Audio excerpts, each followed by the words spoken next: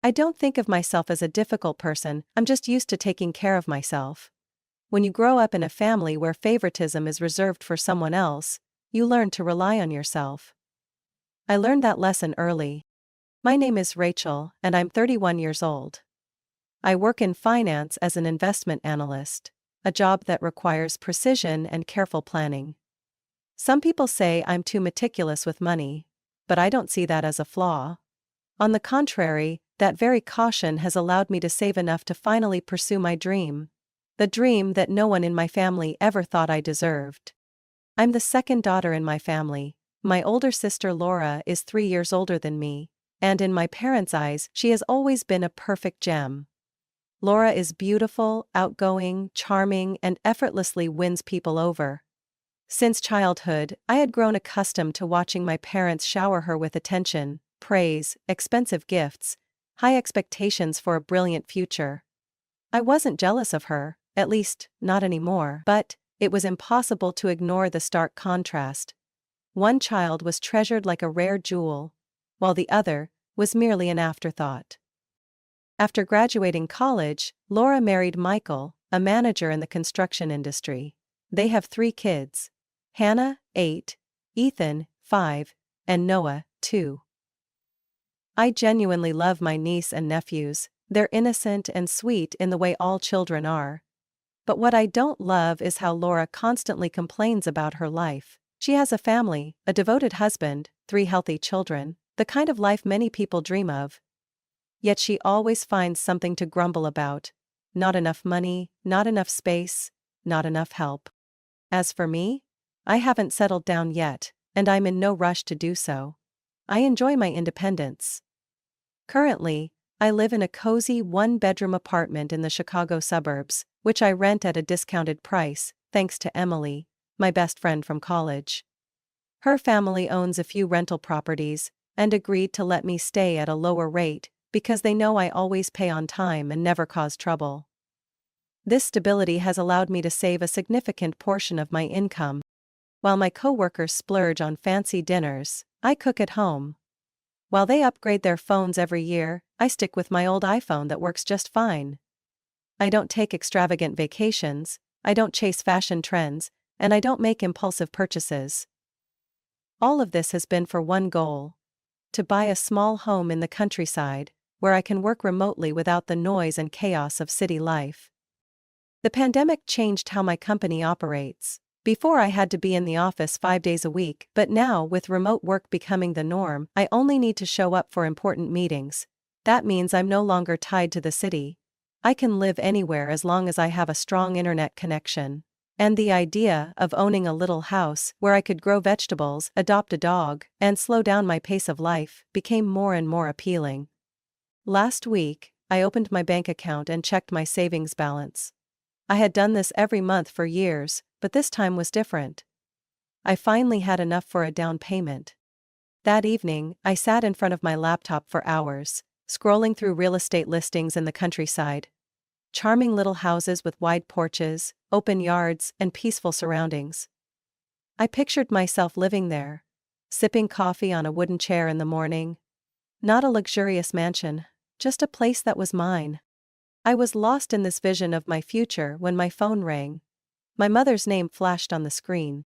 I sighed and picked up. "Rachel, don't forget you're coming home for dinner on Saturday," she said, her tone more of a command than an invitation. "Laura and Michael will be there too. Try to be on time for once." I glanced at the clock. It was almost 10 p.m. The call lasted less than a minute, but it was enough to remind me of one thing. In my family's eyes, I was still the single woman with nothing better to do than show up whenever they summoned me. I closed my eyes, pushing away the irritation. That was a problem for another time. Right now, I had a dream to chase. I'm not someone who shares personal plans with my family. Not because I have anything to hide, but because I already know how they'll react. If I told my mother I wanted to buy a small house in the countryside, she would immediately try to control my decision. If I told Laura, she would somehow turn it into her own problem. But that night, as the family gathered around the dinner table, I made a crucial mistake. I let my intentions slip. Dinner went as it always did. Laura was busy with the kids, Michael complained about work, Dad read the news on his phone, and Mom hovered around the table, making sure everyone's plates were full. I tried to stay unnoticed. But then, in the middle of the conversation, my mother suddenly turned her gaze to me. "Rachel, you've been glued to your phone since you got here. Who are you texting?" I blinked, realizing I had absent-mindedly been scrolling through home listings on my phone. I could have lied, could have said it was a work email. But instead, I told the truth. "I'm looking at houses," I said, keeping my tone casual. "I'm thinking about buying a small place in the countryside." Silence filled the room, even Hannah and Ethan stopped playing. Mom set her spoon down on the plate with a soft clink. "Buying a house," she repeated, as if I had just said something utterly ridiculous. I nodded. "Yes. I've saved enough for a down payment. I want to find a quiet place where I can work remotely." Laura placed her water glass on the table with a little more force than necessary.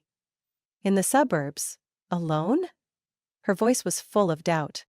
"Yeah," I answered, starting to sense the shift in the room's atmosphere. My father cleared his throat. "But why move so far away? There are plenty of options in the city. You should look for a bigger apartment closer to downtown. A young woman like you can't just isolate herself like that." I let out a small, dry laugh. "Dad, I'm 31, and I like the quiet." Mom shook her head. "No. Why didn't you tell me about this earlier? If you're going to buy a house, you need to choose a more reasonable place. Something more practical." I frowned. "What do you mean by more practical?" She didn't answer immediately. Instead, she exchanged a glance with Laura and Michael. One of those silent conversations that spoke volumes. "Rachel, haven't you thought about the future?" she finally asked. "One day you'll settle down, have a family. You'll need a house with enough space. You can't live alone forever." I laughed, but there was no humor in it. "I'm buying this house for myself, not for some hypothetical future that may never happen." That's when Laura spoke up, her voice overly enthusiastic. "Actually, you should consider a larger house in the city. There are so many great apartments near good schools. You know, if you had extra rooms, the kids could visit more often. It would be wonderful for them to have their own space when they come to see Aunt Rachel." I took a sip of water, forcing myself to stay calm. "Laura, I don't need a house with extra bedrooms. I just need a place for myself." But Mom wasn't finished. She was now beaming, as if she had come up with a perfect solution. "Do you remember Mrs. Martha's house in Westlake? She's selling it. A 2-story home, 5 bedrooms, a big backyard, right near schools and shopping centers. I already spoke to her. She's willing to give you a great deal." I set my glass down. "Mama, I never said I wanted a big house." "But it's such a great opportunity," she insisted. "And you shouldn't just think about yourself, Rachel." I narrowed my eyes. "What do you mean by that?"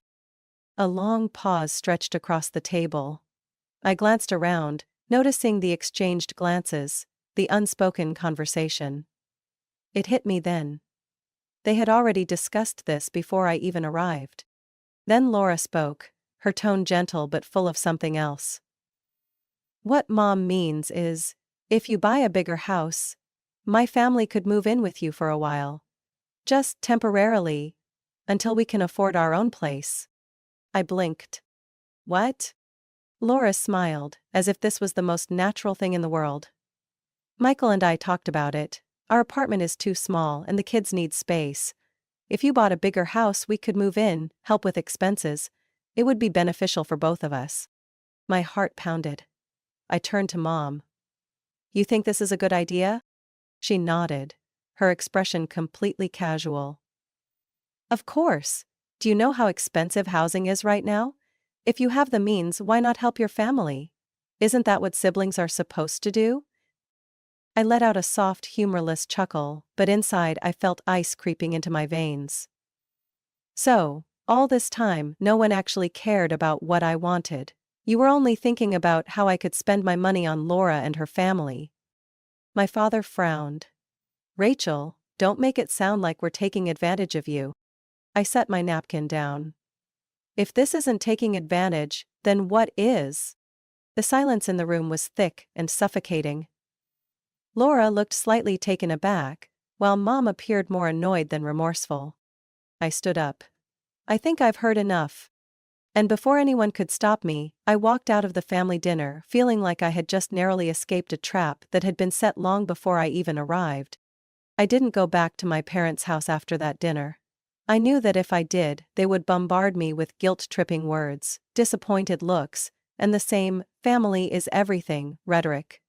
That really just meant sacrifice for your sister. Instead, I bought a home.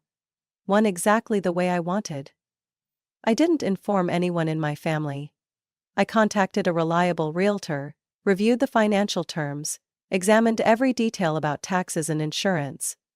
After weeks of searching, I found the perfect place.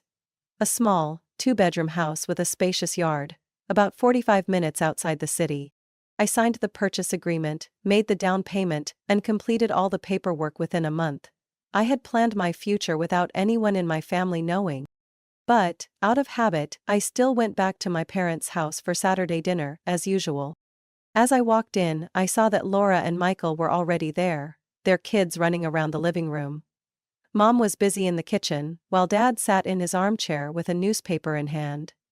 I took a deep breath, reminding myself that tonight would be different. We sat down for dinner. At first everything felt normal. Laura complained about work, Michael grumbled about his boss, and Mom asked about my coworkers, whose names she never remembered. But I sensed something else in the air. An expectation. Then, Mom put down her knife and fork, turning to me with a smile full of meaning. "Rachel, I have great news for you." I looked up, waiting. "Mrs. Martha has finally decided to sell her house. We can close the deal right away if you agree." I blinked. "Mrs. Martha?" "He lives right across the street," Mom said excitedly. "It's a spacious home, 5 bedrooms, a big backyard. We talked to her and she's willing to give you a great price." I set my fork down, feeling a chill run through me. "Wait, you said we?" Mom smiled as if this was nothing unusual. "Your dad, Laura, and I. We discussed it and agreed this is the best choice for you. A house in this neighborhood, close to family, with plenty of space for the future." I looked around the table, catching Laura's eyes. She didn't look surprised at all. If anything, she looked like she had known about this all along. And then, it clicked. I took a deep breath, keeping my voice steady. "So you all decided which house I should buy without even asking me?" Dad cleared his throat, setting his newspaper down. "Rachel, don't overreact. We were just thinking about what's best for you." I crossed my arms. "And Laura was part of this discussion too." Laura chuckled, shrugging like it was the most natural thing in the world. "Of course. It's a family matter." I turned back to Mom. "You said we could close the deal if I agreed. What do you mean by that?" She hesitated slightly before sighing, as if I were a stubborn child. "I already put down a deposit, Rachel. We made an advance payment to hold the house." My stomach dropped. "You put down a deposit?" I repeated, my voice tightening with anger. "You need a bigger home," Mom continued, as if this was just a simple matter. "And it would be wonderful for the family to stay close. Laura and Michael could move in with you for a while, just until they find a better solution."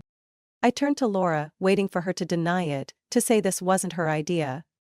But she only smiled, completely unfazed. "That's right," Laura said, as if this was the most reasonable plan in the world. "We'll stay with you for a little while, just temporarily, until we can afford our own place. The kids will have their own rooms, and I can help you manage the house." It felt like a punch to the gut. They hadn't just planned my home, they had planned my life, without even bothering to ask if I wanted any of it. I clenched my fists, then forced myself to release them, keeping my voice firm. "You already put down a deposit?" I asked, emphasizing each word. Mom nodded, certain that I would agree. "All you have to do is cancel that plan to buy in the suburbs and we can finalize the paperwork next week." I met her eyes, my voice dangerously calm. "No." Mom frowned. "Rachel, what do you mean?" I stood up, pushing my chair back. No. None of you will be living in my house. Because I already bought one. The silence at the dinner table became suffocating. Dad put his newspaper down, his face darkening. Rachel, what did you just say? I looked them straight in the eye. I already bought a house. A small, 2-bedroom home, 45 minutes outside the city, and I'm not changing my mind. Laura's mouth fell open. My mother looked as if I had just betrayed her. You bought a house without telling your family? Mom practically shrieked. I smirked. Did any of you ask me before deciding which house I should buy? Silence. Then, Mom's voice rose, filled with anger. You need to cancel that contract immediately. We're getting Mrs. Martha's house. No. I cut her off. I'm not canceling anything. And I'm not letting anyone live in my house. Mom shot up from her chair, her face red with fury. You are so selfish, Rachel. You are betraying your own family. I took a deep breath. No, Mom, I said slowly. For the first time in my life, I'm putting myself first. I turned and walked away from the dinner table, leaving behind a room full of shock and outrage. I drove home in silence, my mind blank, but my hands trembled slightly as I gripped the steering wheel. I had spent my whole life accustomed to my family's favoritism, but this went beyond anything I had ever imagined. They didn't just expect me to share with Laura. They had already decided that my home belonged to her and her family. No one asked me. No one saw me as an individual, with a right to make my own decisions. And when I refused, they reacted as if I was the traitor.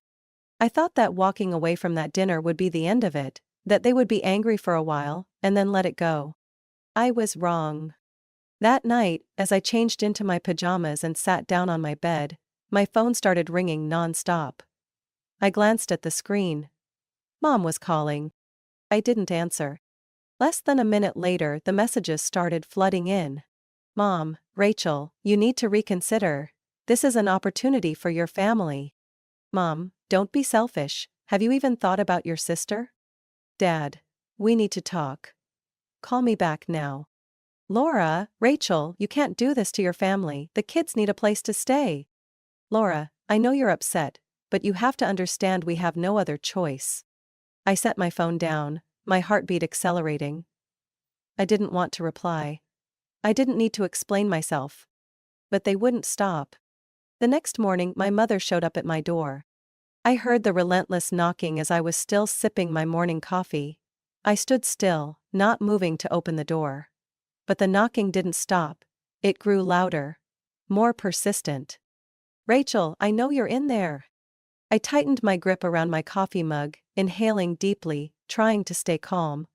I didn't want to confront her, not right now. Rachel, open the door, we need to talk. I didn't move. After a while, I heard her sigh in frustration.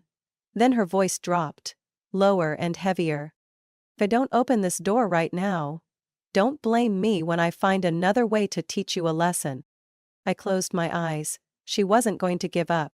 For the next week, Laura didn't stop calling, texting, or even emailing. When I blocked her number, messages started coming from Michael. Michael, she's really stressed. Can you just talk to her?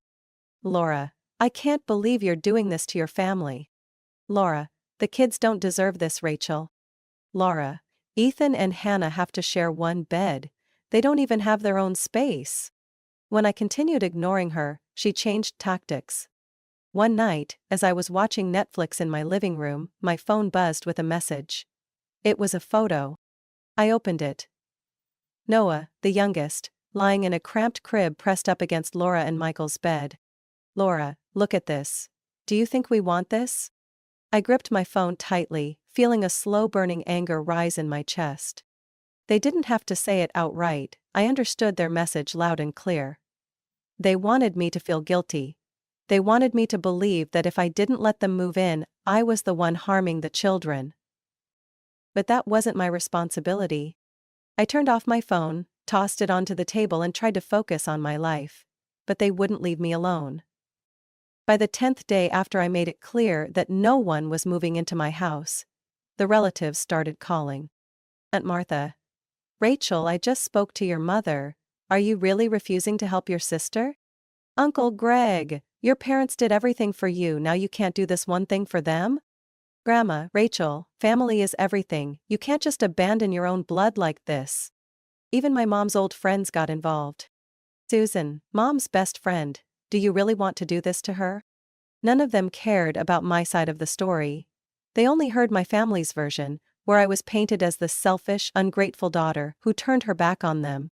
I knew that if I responded, if I tried to explain, no one would actually listen. So, I changed my phone number.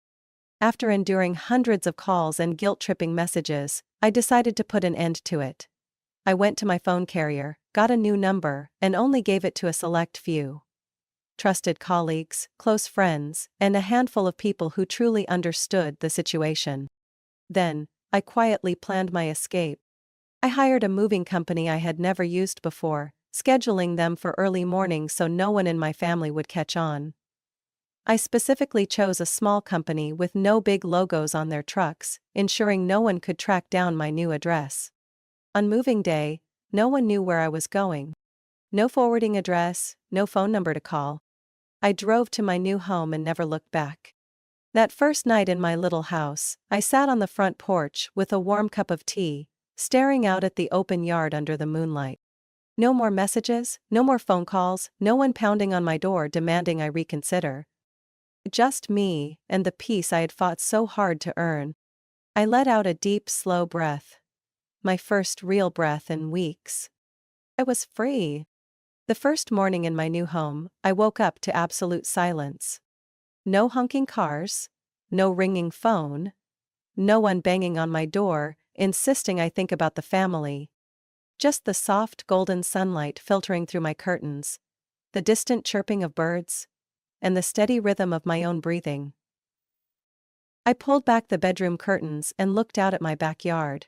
The sky was a perfect blue, and the early morning light bathed the trees in a golden glow. I had escaped. I had left behind the suffocating weight of their expectations and demands. And the best part? I didn't feel guilty. In those first few days, I finally started living for myself. My work thrived like never before. Without constant family interruptions, I could fully concentrate on my investment analyses, leading to sharper decisions and better predictions. Even my boss noticed the change. My reports were flawless, my profit projections nearly spot on. Before long, I was promoted and given a raise. With a better income, I wasn't just covering my expenses with ease, I was expanding my investments. I started learning about real estate, studying ways to optimize my portfolio, and even enrolled in an online course on macroeconomics. But the most valuable part wasn't the money. I met new people, people who knew nothing about my past, who didn't judge me through the lens of my family's twisted narrative. I met Olivia, the owner of a small coffee shop nearby, who always had fascinating stories about life in a small town. I became friends with Daniel, a freelance writer who lived just a few houses away and also worked from home like me. We started meeting in the mornings, taking walks around the neighborhood, chatting about books, economics, and our plans for the future. Gradually, I realized that family isn't just the people you share blood with. Family is the people who respect you, appreciate you, and don't see you as a tool to serve their own needs. Every now and then, I would still come across social media posts from Laura and my mother. Laura frequently posted vague statuses about ungrateful family members and how siblings should help each other instead of abandoning one another. My mother, on the other hand, shared cryptic messages about selfish children, receiving endless sympathetic comments from her friends. I didn't care anymore. Once upon a time, I might have felt hurt, felt the need to explain myself or defend my choices. But now? I knew that nothing I did would ever be enough for them, unless I sacrificed myself completely. I no longer read their guilt-tripping messages. I no longer cared about their passive-aggressive remarks. I unfollowed them, blocked anyone who couldn't stop interfering in my life. And strangely enough, I didn't feel sad. I only felt relieved. One afternoon, I sat in the wooden chair on my front porch, sipping a warm cup of tea as I gazed at the garden I had started tending. Spring was approaching, and the vegetables I planted were beginning to thrive. I had bought a few flowering plants, arranging them around the yard to add a touch of color. For the first time in my life, I had a place that was truly mine. A space no one could invade, a life no one could control. I glanced at my phone on the table beside me. No messages from Laura. No missed calls from my mother. No guilt-ridden emails from distant relatives. Just me, and the freedom I had fought for. I took a deep breath, letting the crisp air fill my lungs. For the first time in my life, I truly felt at peace. Rachel's story reflects a reality that many people face. The burden of family expectations and unreasonable financial obligations. Not everyone is born into a family that respects their boundaries or values them as individuals. Sometimes, saying no and choosing your own path is necessary for self-preservation. Rachel had the courage to break free from toxic ties, assert her independence, and build a life of peace and freedom. Her story is a powerful reminder that family isn't just about blood. It's about the people who truly respect and care for you. What do you think about Rachel's story? Was she too harsh, or did she make the right choice to protect herself? Share your thoughts in the comments below, and don't forget to follow the channel for more insightful stories about family and life. Has anyone ever told you that you were dead while you were still breathing?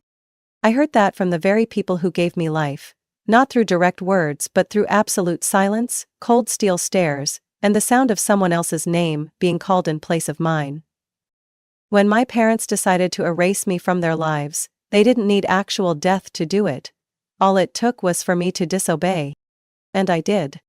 My name is Ellie Morgan, 24 years old, a summa cum laude graduate in business administration from UCLA, full of ambition and determined to modernize Morgan Freight, a century-old maritime shipping company run by my family for 4 generations in Charleston, South Carolina.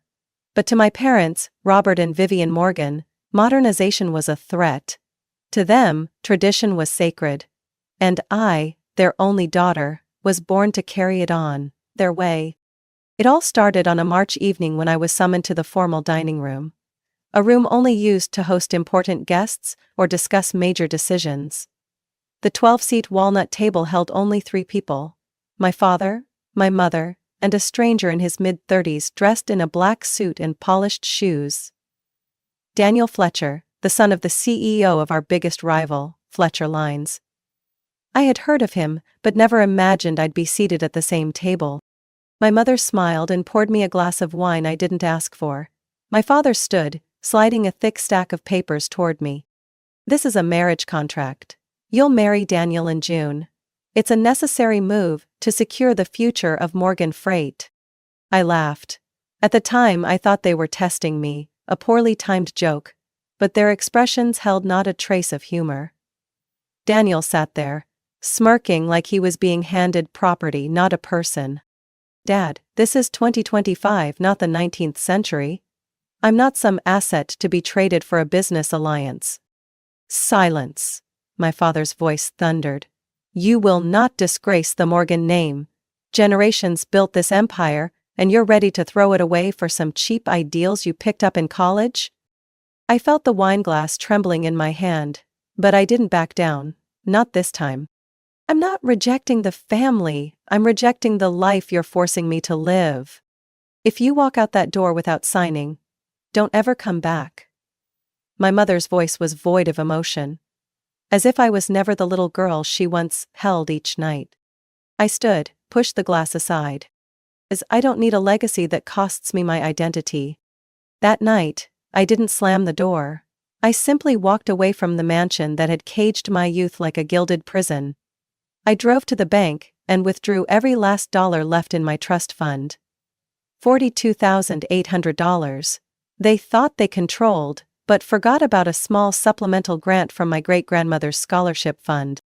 No note, no tears, just a suitcase, a laptop, and sheer determination. I rented a tiny room in a rundown inn in Savannah, Georgia, over 100 miles from home. I cut my hair, deleted social media accounts, changed my number, and even altered how I introduced myself. Ellie Morgan, the heiress of a prestigious shipping dynasty, was gone. In that peeling painted room with a creaky ceiling fan that ran all night, I started from scratch. I dove into online courses, learned about supply chain tech, AI in logistics, and blockchain in maritime operations. Within 3 months, I sketched out the foundation for a new company, Onyx Logistics. An intelligent logistics platform that integrated real-time data. Every line of code was typed by me, night after night while the world slept. I didn't allow myself to cry. I wasn't allowed to break. If I did, the death my parents imposed would become reality. 6 months later, I stumbled upon an article in a trade magazine, remembering Ellie Morgan, brilliant young woman lost in boating tragedy. There was even a funeral photo. A black and white portrait of me, framed by white flowers and rows of mourners in black, including Daniel Fletcher, who was never anything to me. That's how they chose to handle my disappearance, by faking my death. They held a funeral, shed tears, accepted sympathy, all to avoid admitting their daughter walked away on her own terms. I had died. At least in their eyes. But I was still alive. And I swore I'd live in a way they'd never see coming. I didn't think I'd cry seeing my own funeral, but when I saw my face in that black and white frame, something shattered. They hadn't just cut me off. They erased me from the world. According to the report, Ellie Morgan, only daughter of the Morgan family, had perished in a boating accident off the coast of Charleston. Her body was never recovered. A funeral was held on the family estate, attended by close friends and family. In the photo, my mother wore a black dress, her eyes downcast, hand over her chest as if mourning a priceless treasure. My father stood beside her, face stern, eyes distant. I laughed. There were no real tears from me. What they mourned was the image of the perfect daughter they had molded to be a business pawn. They couldn't handle the truth that Ellie Morgan had chosen her own path. So, they created a fake death. An empty casket. A fabricated tragedy. And a blatant lie swallowed with wine and pastries at the memorial. I died, but not at sea. I died in my mother's disappointed stare, in my father's rage-filled roar. But from that death, someone else was born. I needed a new identity, one distant enough to stay hidden, close enough to watch them when the time came. After many sleepless nights, I chose the name Eden Blair. Not glamorous, not obvious, but symbolic. Eden, a beginning. Blair, an ordinary American name. I built Eden from nothing. I hired a professional to create a convincing identity. Born in Colorado, raised in Arizona, online degree in supply chain tech. I created new emails, bank accounts, a passport. I was no longer Ellie Morgan. And I was no longer a victim. In my first year, I took every freelance job I could, designing logistics systems for mom-and-pop stores, streamlining delivery processes for local startups, even helping retail chains sync their inventory. No job was glamorous, but each one laid a brick in the foundation I was quietly building. I didn't need fame. I needed to understand how the real world ran. The world Morgan Freight never let me see. I slept 4 hours a day, survived on coffee and instant noodles, and funneled every dollar into advanced courses. I learned ERP systems, big data and logistics, and most importantly, how to topple an old empire from the inside. No guns, just cash flow. 2 years later, I wasn't the girl coding in a cheap motel room anymore. I was Eden Blair, CEO of Kavira Logistics. A young company, razor sharp in supply chain optimization. We didn't own ships, but we had the tech to manage every delivery second by second. I used digital networks to invest in small ports, abandoned warehouses, and dying local delivery services. I bought low, revamped, and multiplied their value tenfold. I didn't need a PR team or a young entrepreneur award. I just needed a strong enough network to haunt Morgan Freight, without them knowing who was pulling the strings. 3 years after the day I died, I officially became the force behind Veritas Group. an investment syndicate Forbes dubbed the silent beast of the logistics industry. No one knew even Blair. No one knew Veritas Group belonged to me. And absolutely no one knew that the CEO of Veritas had just acquired a major stake in Morgan Freight. I remember the day I received the official investment confirmation from Morgan Freight's board of directors. They were ecstatic, as if they'd found a savior in the middle of a financial storm. A foreign, anonymous corporation, agreeing to invest and rescue the company from bankruptcy after a string of failures, caused by their refusal to modernize. If they had known that their savior was the daughter they once held a fake funeral for, would they still have signed? I doubt it. But I didn't care. That night, I stood on the balcony of my penthouse in Midtown Atlanta, staring out at the glittering skyline. Cold wind swept through my short hair. I took a sip of red wine, tasting the sharp bitterness on my tongue. I was back. But not for forgiveness. Not to cry or ask why. I came back to take everything. Every stolen second of my youth, every time they belittled me, every insult I had to swallow like poison. And I wouldn't stop until they looked at me, not with pity, but with fear. They say the best revenge is living well. I agree. But to me, living well isn't enough. I want them to live in a world I built. A world powered by the hands of the dead daughter. Step by step. Breath by breath. I would be the wind they couldn't see but always felt. 3 years after Kivira Logistics turned profitable, I branched out. A division with a special purpose. To take down Morgan Freight from the shadows. I named it Aurelius Maritime. A name that carried no family ties, but just enough elegance to attract big investors. Ariella didn't buy ships. We leased operational rights from private ports, invested in AI-driven container coordination, and used blockchain for a fully transparent system, something old guard companies like Morgan Freight would never dare touch.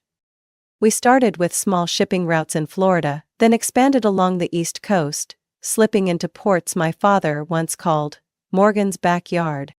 We didn't attack head-on. We choked the supply, slowly.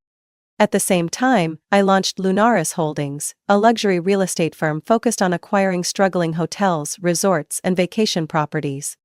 Under the guise of financial restructuring, Lunaris quietly took over several hotel chains where my family used to hold conferences, weddings, and annual getaways.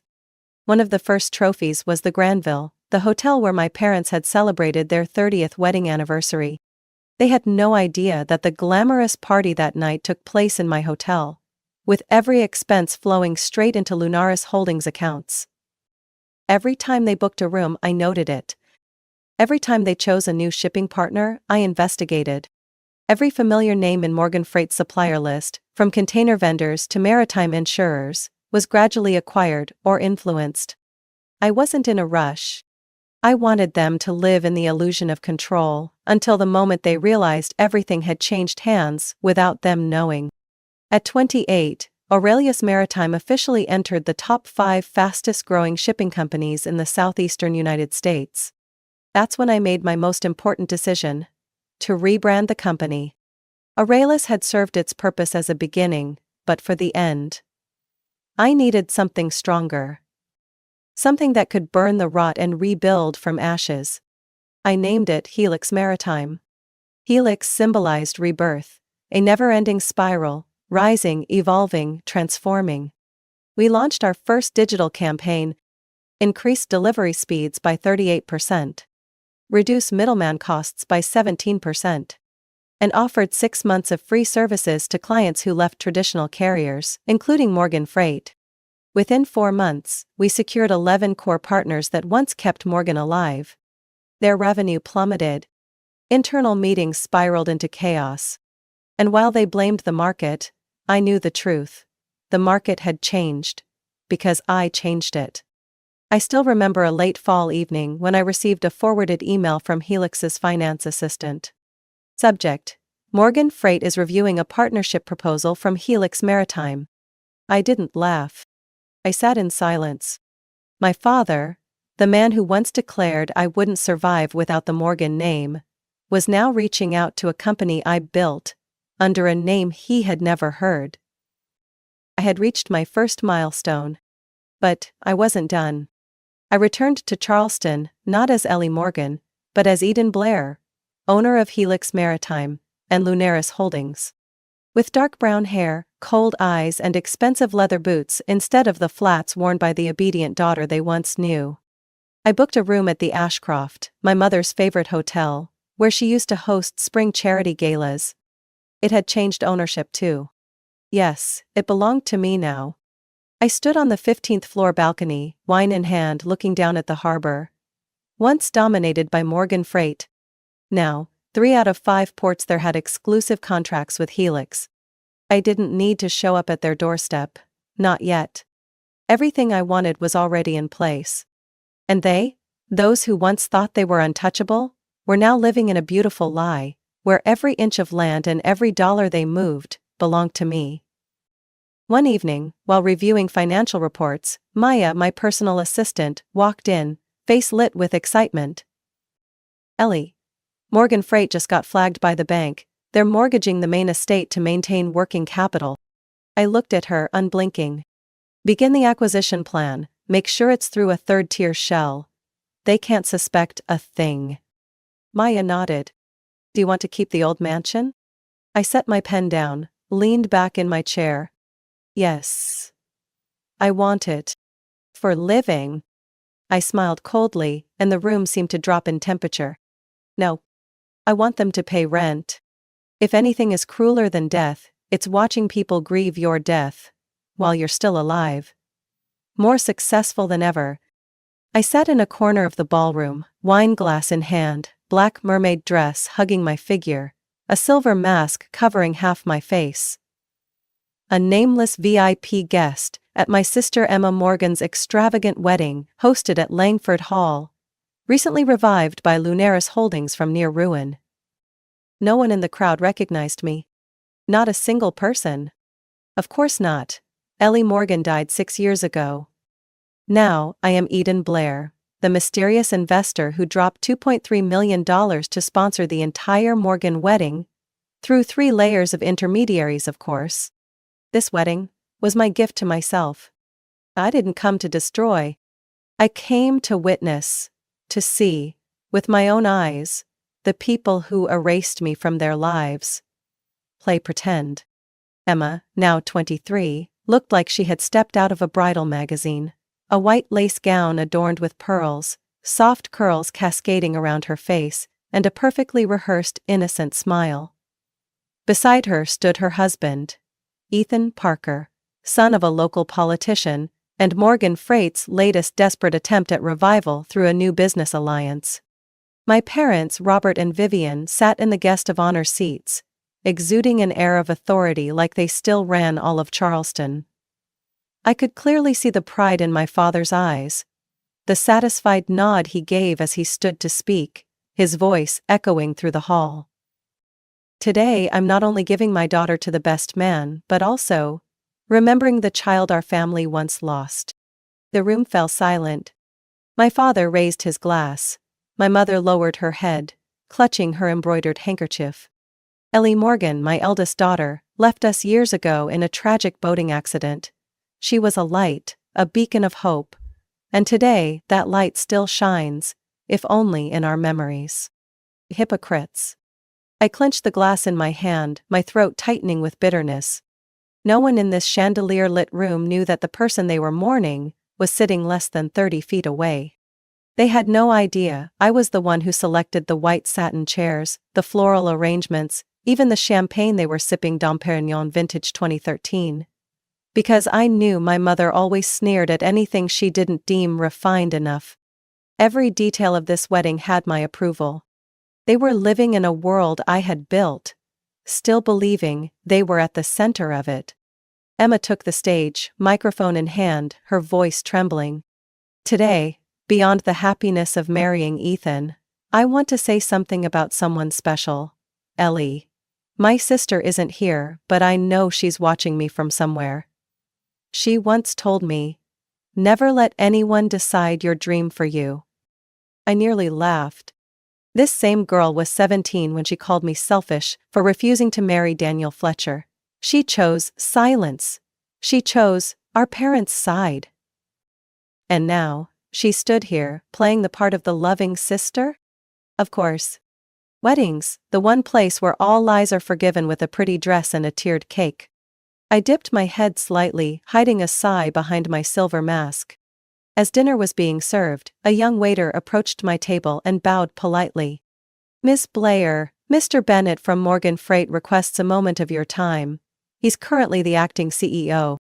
I nodded, stood slowly, and walked toward the quiet lounge area.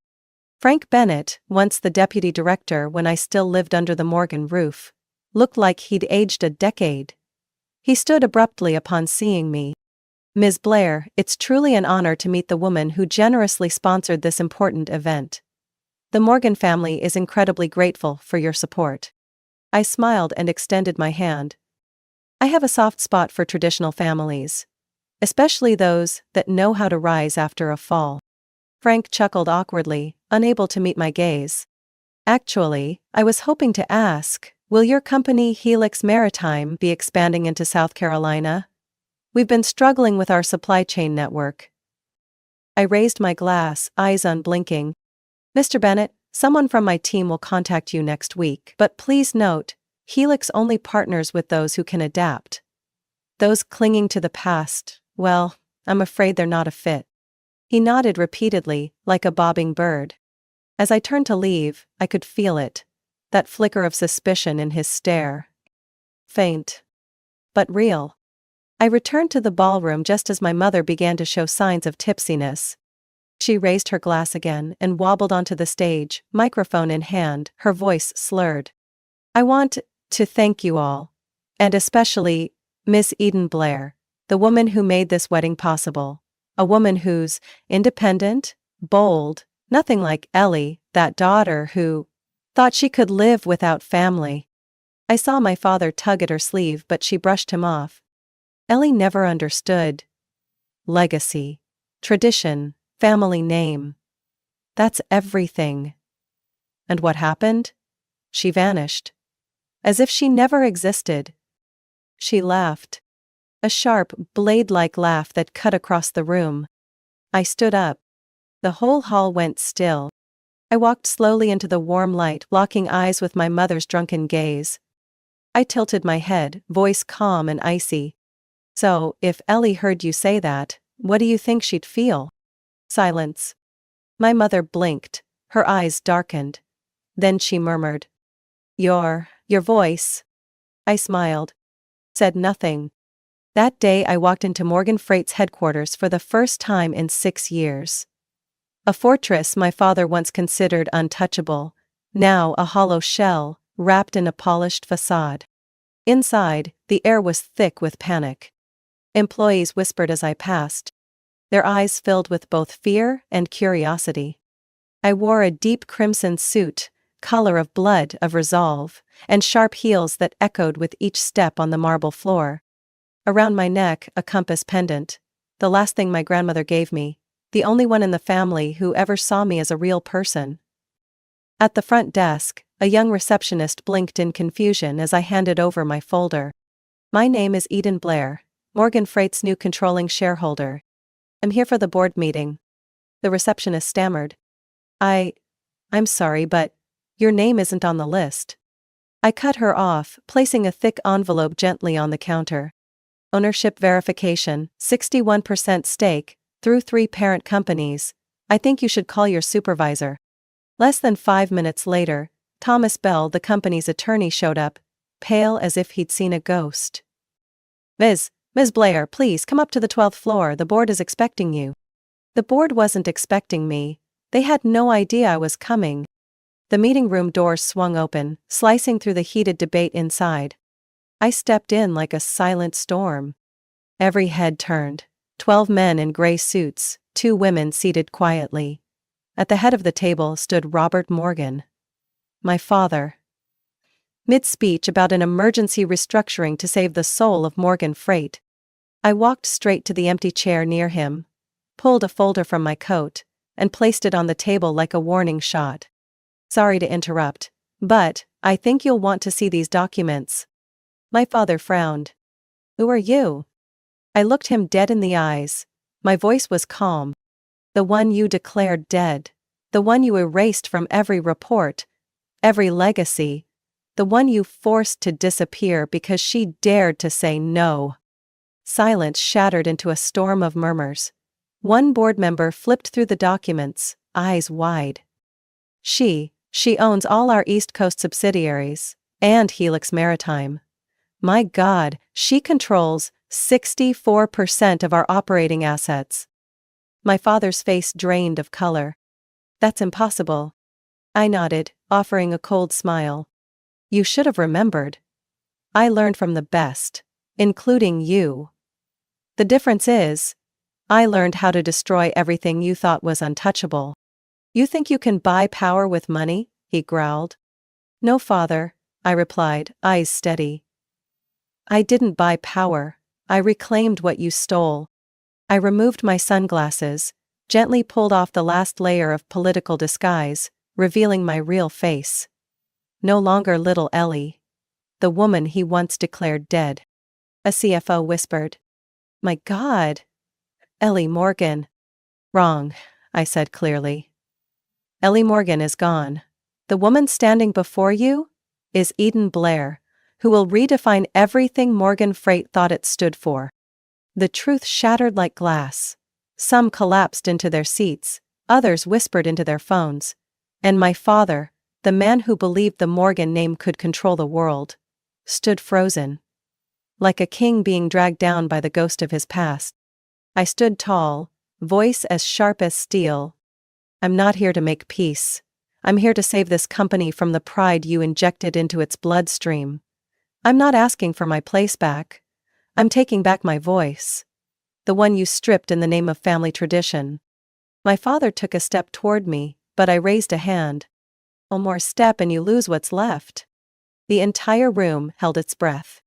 You have 24 hours to sign the merger agreement transferring Morgan Freight into Helix Maritime. If not, I will begin foreclosure proceedings and liquidate every asset including the mansion you currently live in, where you hosted my fake funeral. I turned to leave, but just before the door closed, I looked back. One last thing. You don't get to destroy me, not with any number of obituaries. All you did was create a stronger version of me. And this time, I don't need the Morgan name to survive. My heels echoed through the halls of headquarters. Some employees stepped aside, lowering their heads, whether in respect or fear. I didn't care. Maya was waiting at the elevator, handing me a breaking headline from Bloomberg. Mysterious investor, Eden Blair revealed as deceased, heiress Ellie Morgan, now in control of Morgan Freight. I glanced at it and handed it back. Schedule the press conference. I'll be the one telling the rest of the story. That night, Charleston lit up earlier than usual. Golden streaks of light stretched across its historic streets, glimmering off the water as if trying to soothe the financial storm just unleashed on the city. On the top floor of Langford Hall Hotel, I sat across from Robert and Vivian Morgan, my biological parents, in a small, elegant but strangely cold conference room. Between us sat a thick file, the agreement to merge Morgan Freight into Helix Maritime.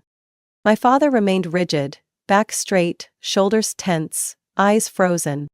But this time, there was no boardroom for him to pound his fists on, no subordinates left to manipulate. I had taken all that away.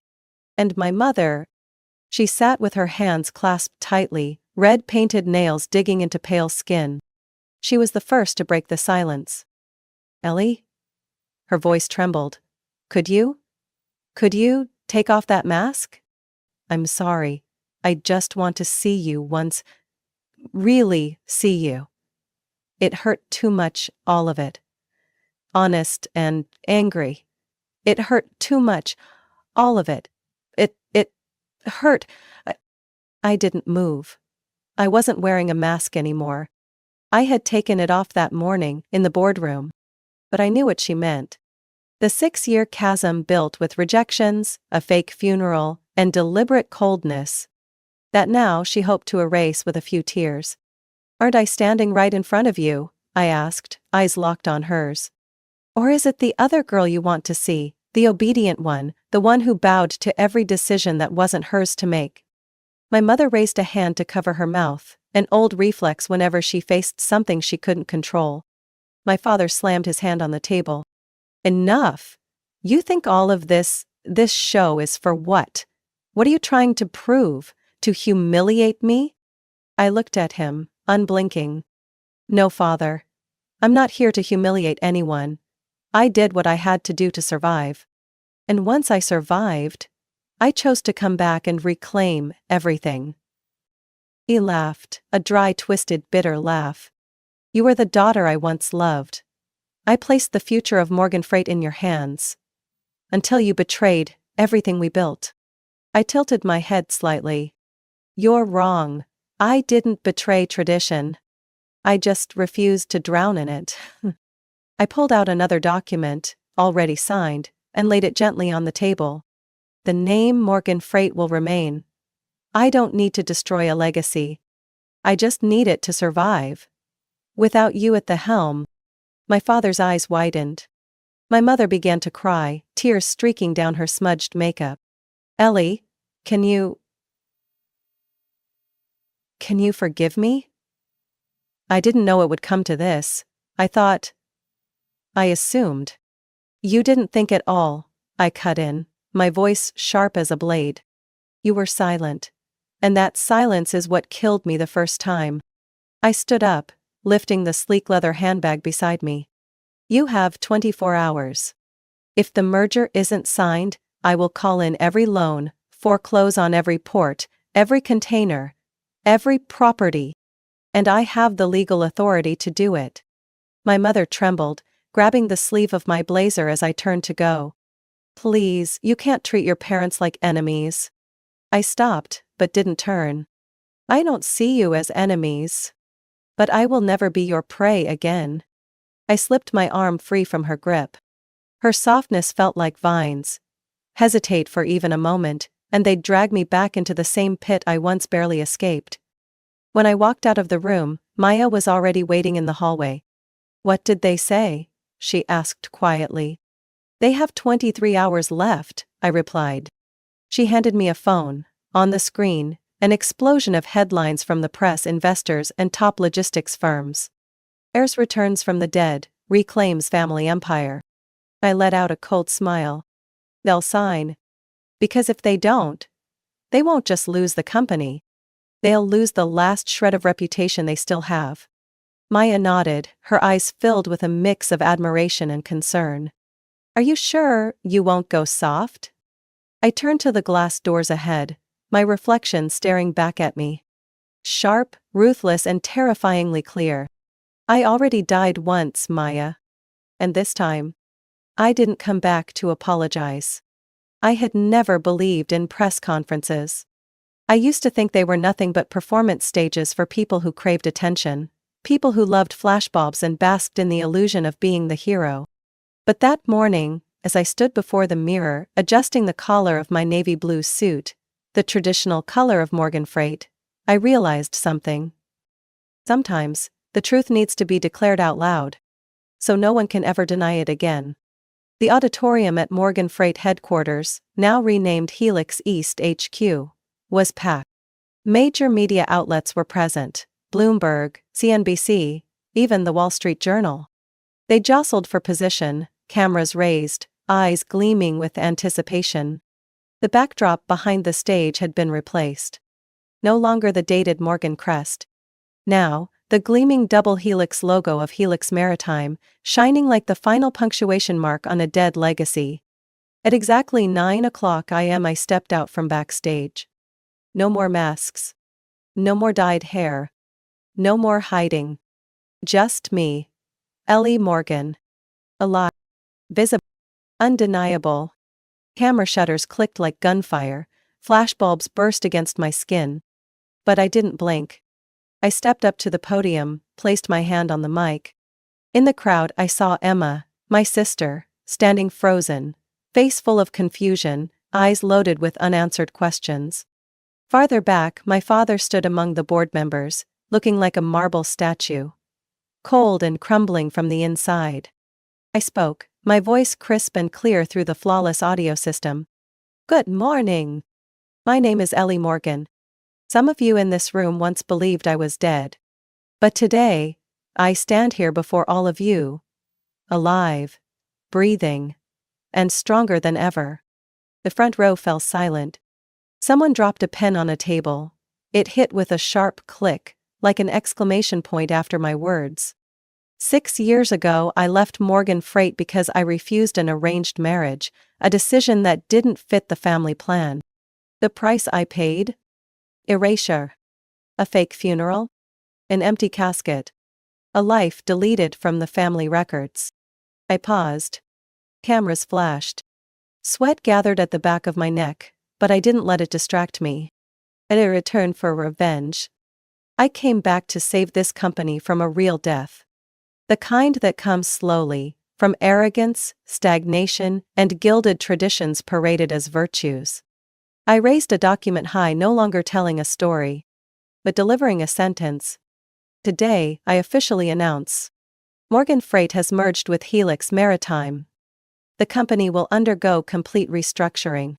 The Morgan name will remain, but the leadership, the vision, and the people behind it will never be the same.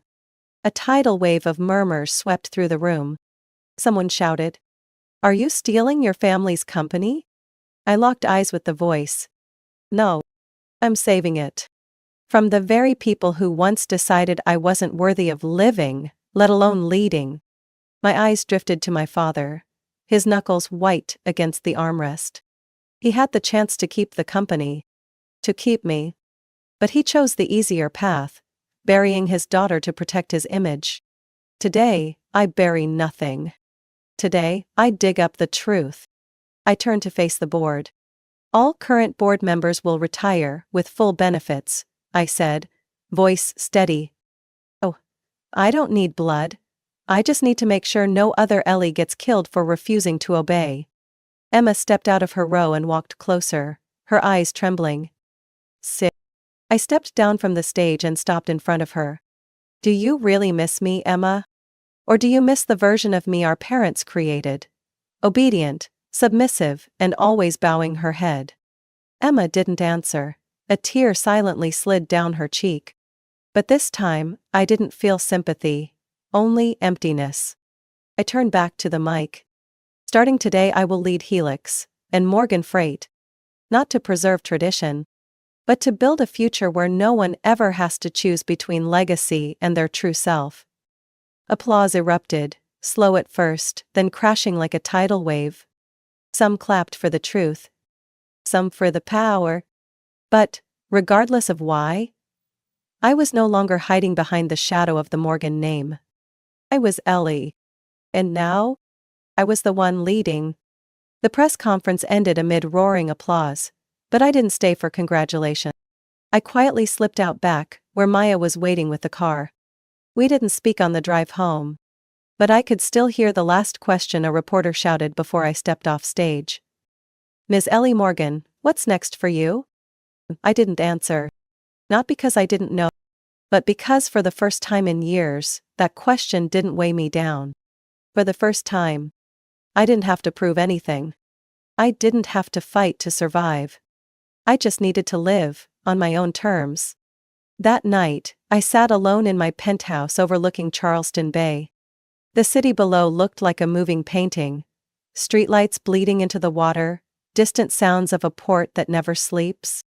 I poured a glass of red wine, opened my laptop, and replayed the morning's speech.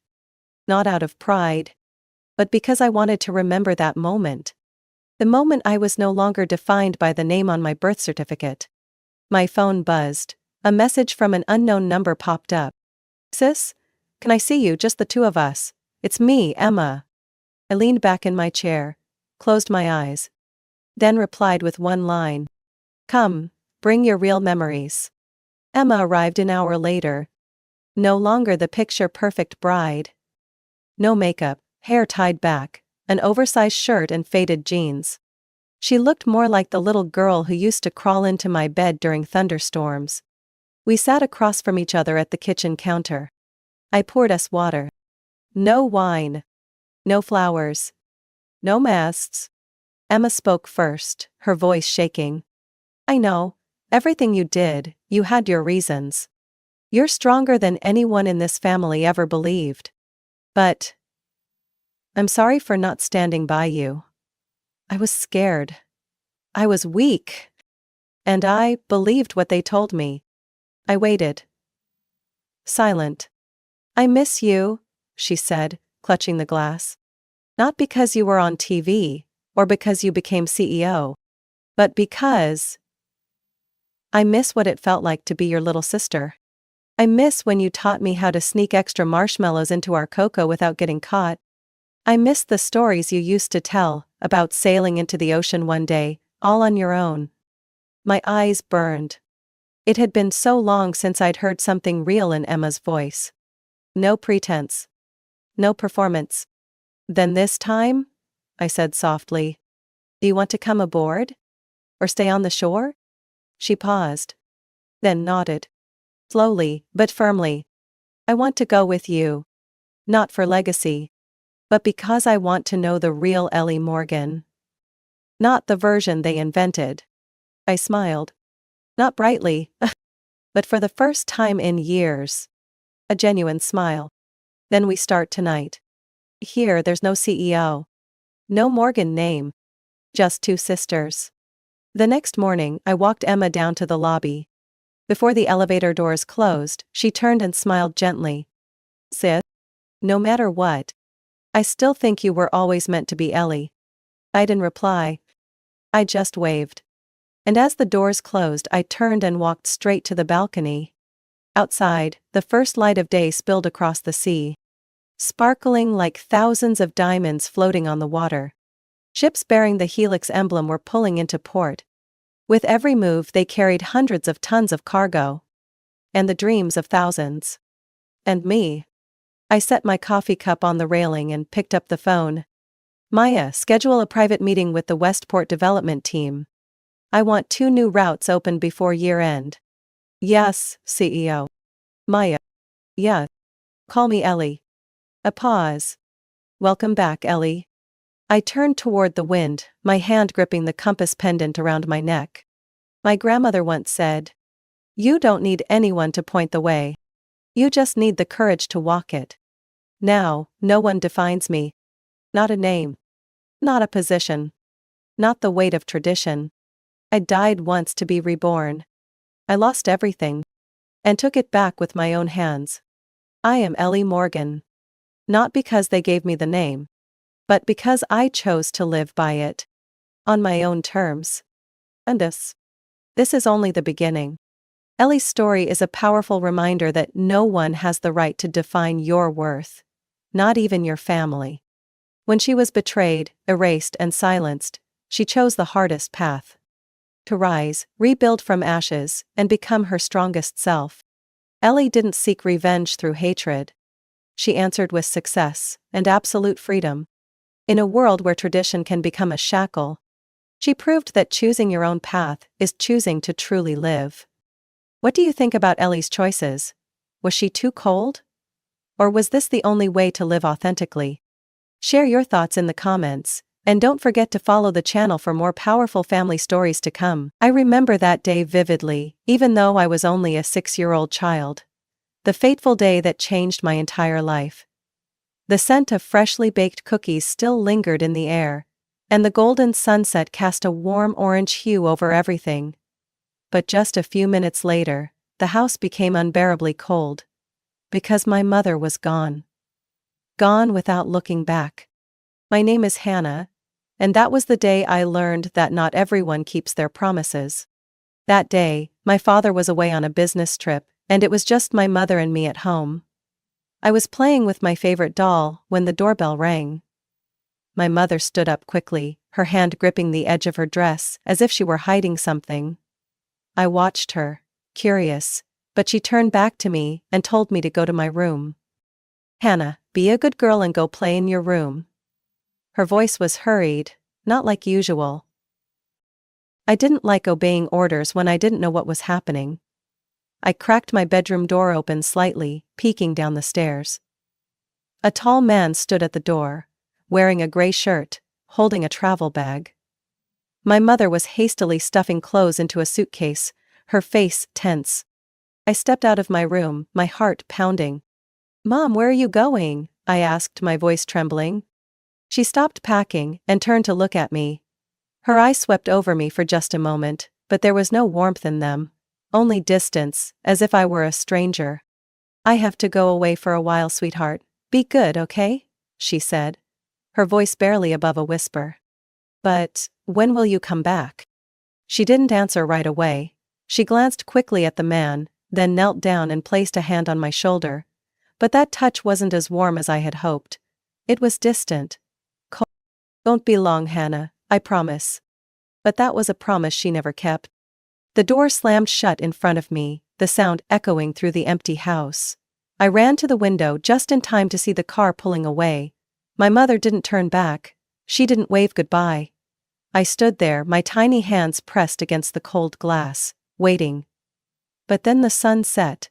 Darkness crept into the room, swallowing my last bit of hope. I waited for my mother all night. Then one day. Then 2 days. No one came. The fridge was empty. I didn't know how to cook, only how to rummage for stale cookies and drink tap water. At night, the big house turned into a terrifying place, shadows lurking in every corner. I curled up on the living room floor, clutching my doll.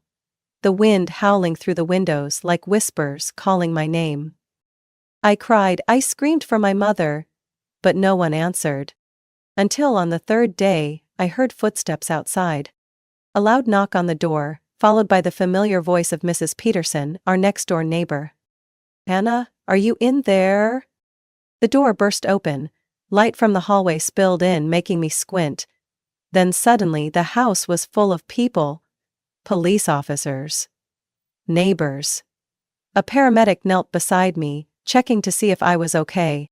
But I only looked around, searching for a familiar face. And then I saw my father. My father, David, rushed into the living room as if the entire world were collapsing beneath his feet. When he saw me, his eyes filled with pain and regret. "Hannah." He called my name, his voice breaking.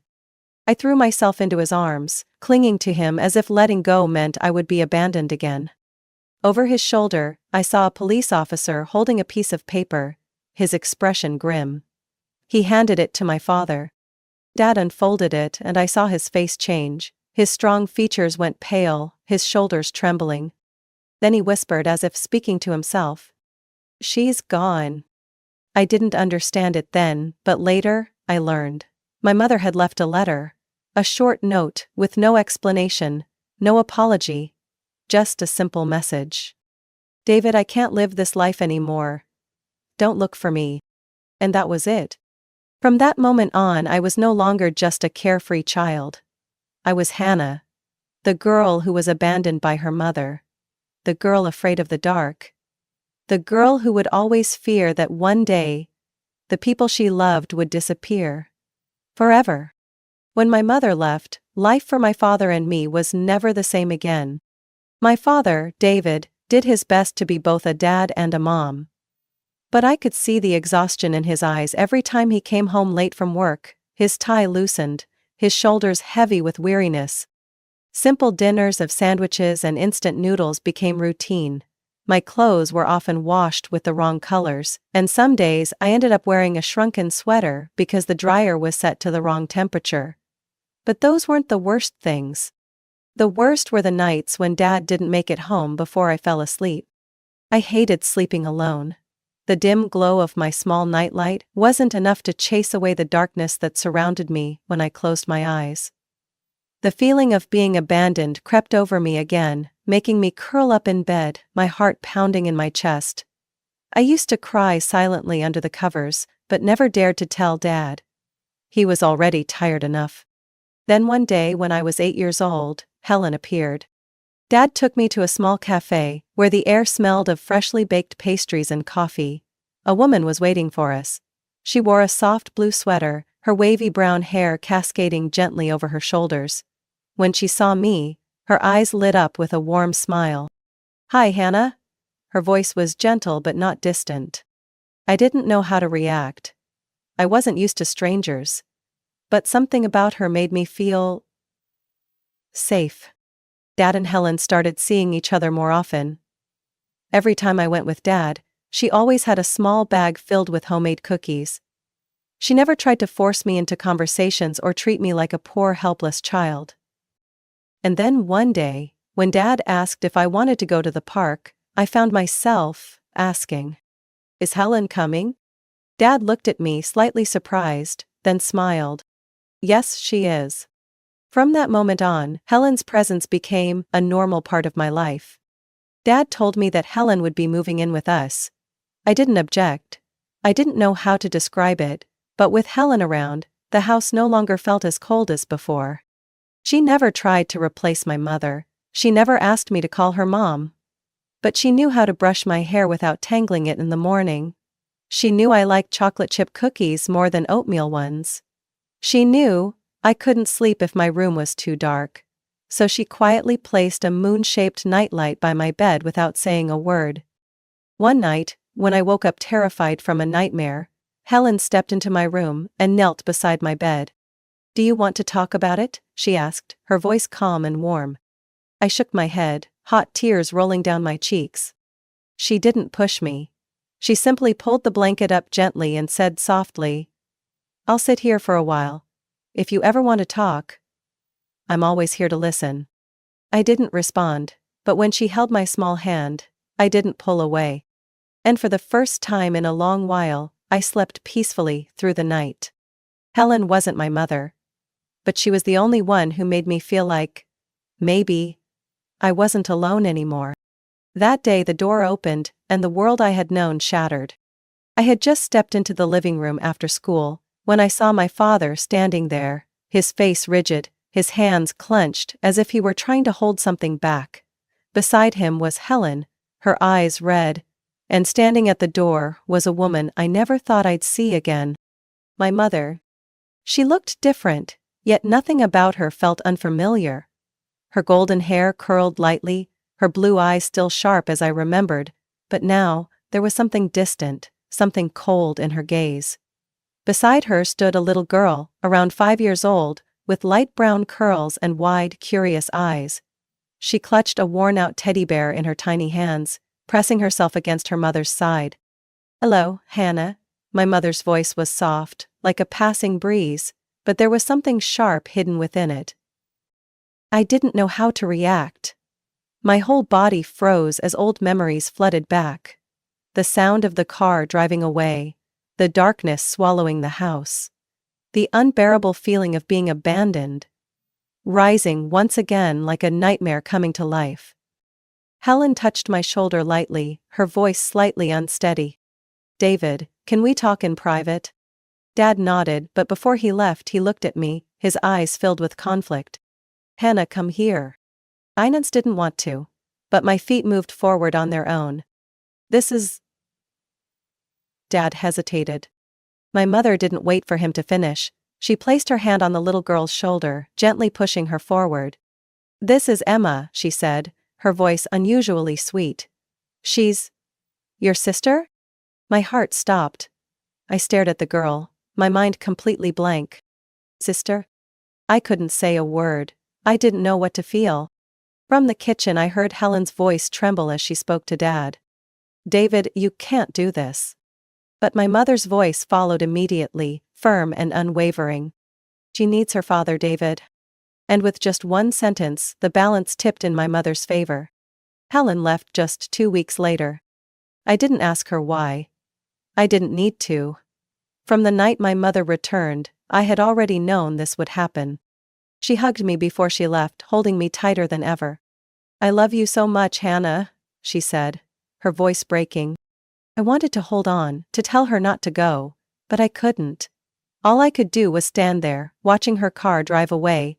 Just like years ago when I had watched my mother disappear.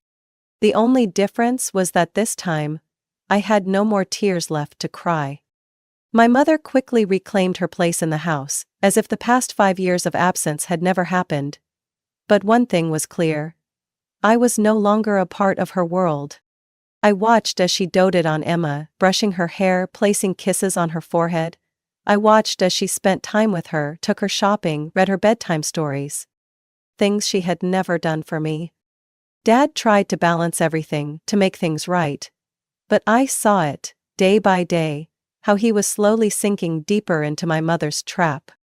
Family dinners were now just Mom, Dad, and Emma. I was just an extra, a silent shadow in my own home. And the worst part was, no one seemed to notice. Except me. As the years passed, I came to a bitter realization. In this house, I was no longer my father's daughter. I was an outsider, a spectator, watching my mother and Emma build a world that I had no place in. At breakfast, Mom would carefully stack golden pancakes on Emma's plate. And for me? A bowl of cold cereal with nearly expired milk. On family outings, Mom excitedly took pictures, holding Emma in her arms. I was never invited into the frame. On holidays, under the Christmas tree filled with beautifully wrapped gifts, Emma would tear open box after box. And me? If I was lucky, I'd get a cheap gift card. I endured it in silence. Because every time I tried to speak up, Mom would smile, sickly sweet, and then give me that look of quiet reprimand. Hannah, don't be so selfish, your sister is still young, she needs love. At first, Dad still tried to keep things balanced, but as time went on, he only grew more exhausted. I saw it in his eyes every time Mom cried, every time Emma pouted and pretended to be upset. I stopped waiting. I knew no one would ever choose me. I counted down the days until I could leave that house. When I turned 18, I applied to a university as far away as possible. Zoology, studying wildlife, became my sole focus. Because I knew that animals didn't lie, didn't manipulate, didn't abandon anyone. The day I received my acceptance letter, my heart pounded so hard I could hear it in my chest. But that joy only lasted until dinner that night, when I told Dad I was leaving. My mother set her fork down on the table, the sound of porcelain clinking like a knife slicing through the air. College, she raised an eyebrow. Do you really think about running away, Hannah? I clenched my hands under the table. It's not running away. It's my future. Emma scoffed, whispering something that made Mom chuckle. Dad looked at me, hesitation written all over his face. I had hoped, even just a little, that he would tell me to stay. That he would say he was proud of me. But instead, he sighed. If that's what you want, I'll support you. That was it. I was truly alone. College was the first real freedom I had ever known. I buried myself in books, research projects, and volunteer work at an animal rescue center. I had no time to miss home. Or rather, I had no home to miss. But the moment I graduated, a call from my mother pulled me back to reality. Hannah, I think it's time for you to be independent. Her voice was light as a breeze, but there was a sharpness in every word. We've kept your room for the past 4 years. But Emma is older now. She needs her own space. I gripped my phone tightly, my heart pounding. What do you mean? I mean, you can't stay here forever, she said, not even bothering to hide her indifference. Adults need to learn to stand on their own. I let out a dry laugh. Right, but not Emma, right? She was silent for a second, then responded softly. Emma is still young. She needs a family. I closed my eyes, the pain squeezing my chest. I understood now. In my mother's eyes, I had never been part of this family. I hung up. And the next day, I left. No goodbyes, no looking back. There are moments in life that make you see the truth. Moments when everything you once believed turns to dust. For me, that moment came on a fateful evening.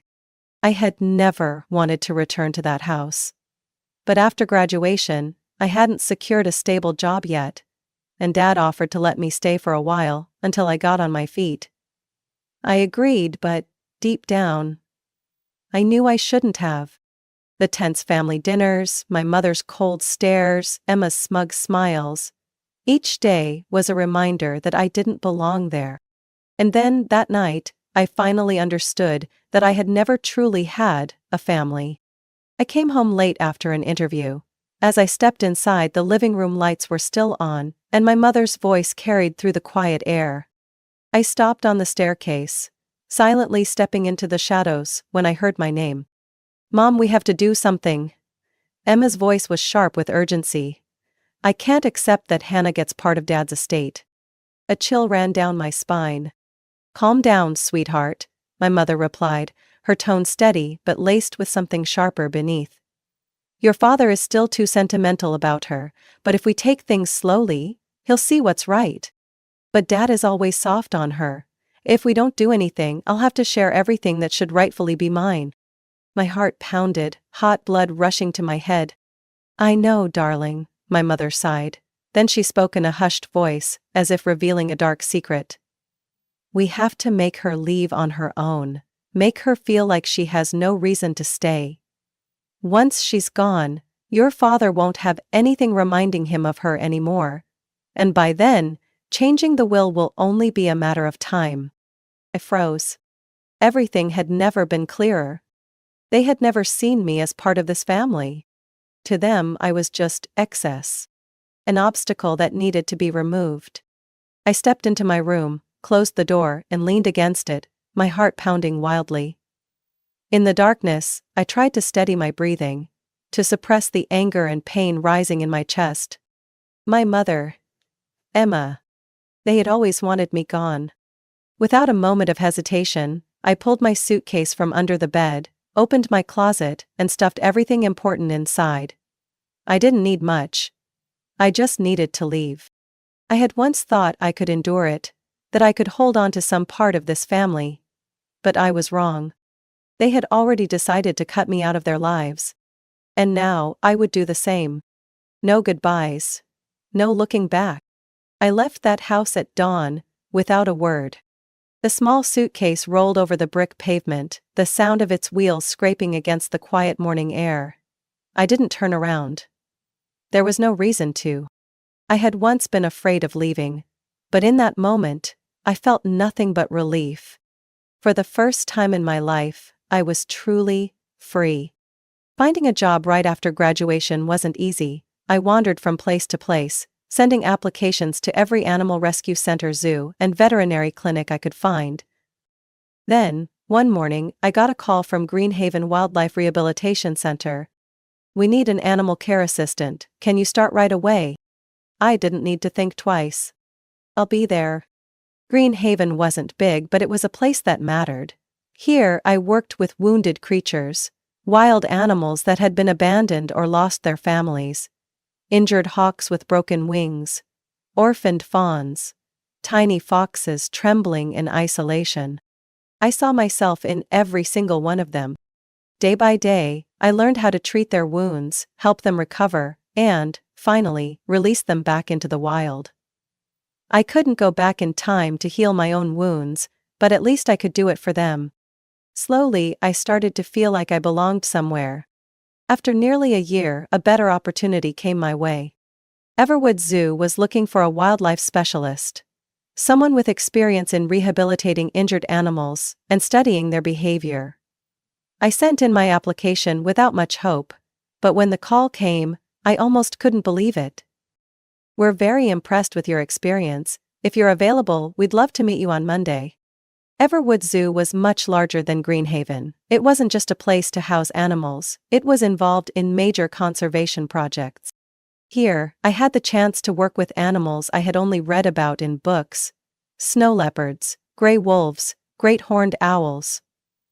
The job was demanding, but every single day I felt like I was moving forward. I was no longer the girl left behind in the dark. Despite my busy schedule, I made time to join an online forum for animal lovers. That's where I met Jake. At first, we only talked about general topics: how to care for injured animals, methods for restoring hunting instincts in wild creatures. But over time, our conversations became more personal. Jake had a great sense of humor. He always knew how to make me laugh, even on my worst days. "If you could be any animal, what would you be?" he once asked me. I thought for a moment before answering. Maybe a fox. Always cautious, always keeping its distance. He was silent for a moment, then replied, Then I'll be the one who waits patiently from afar, until you feel safe enough to come closer. My heart skipped a beat. But no matter how kind Jake was, I was still afraid. I had once believed in love. I had once thought that having a family meant unconditional care. But the past had taught me that attachments were fragile. One day, they would shatter. So if I let Jake into my life, would he one day leave just like my mother did? That day, I hadn't intended to revisit my past. But the past found me instead. I was standing in line at a cafe near the zoo, exhausted after a long shift. The rich aroma of fresh coffee filled the air, its warmth soothing me. I was scrolling through my phone, when a voice spoke right beside me. Hannah. I froze. That voice. It was too familiar. I turned around and there, standing right in front of me, was Helen. Time had passed, but she looked just as I remembered. Those warm brown eyes, her hair a little longer, and a smile that was both surprised and emotional. For a few seconds, neither of us said anything.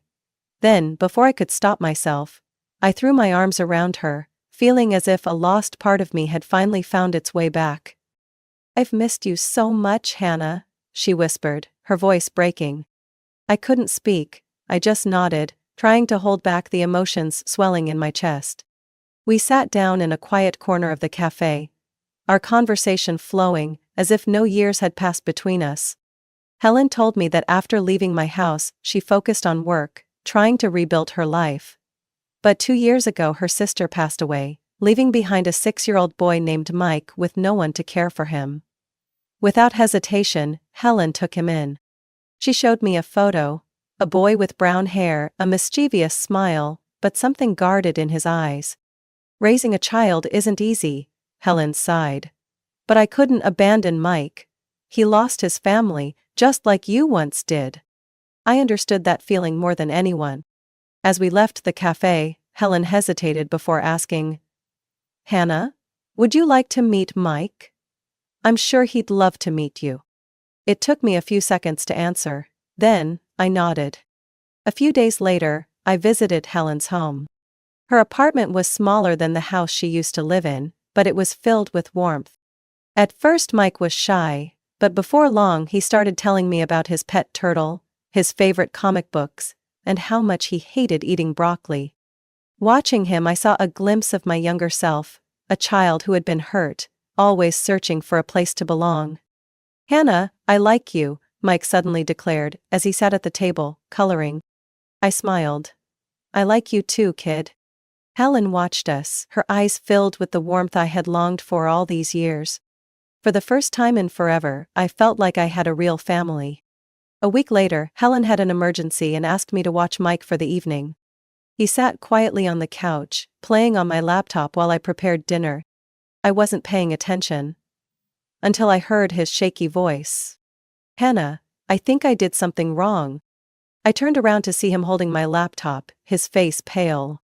"You had a folder labeled drafts. I was just curious and opened it, and I accidentally hit send." I felt the blood in my veins turn to ice. "Send what, Mike?" He swallowed hard. "Your emails.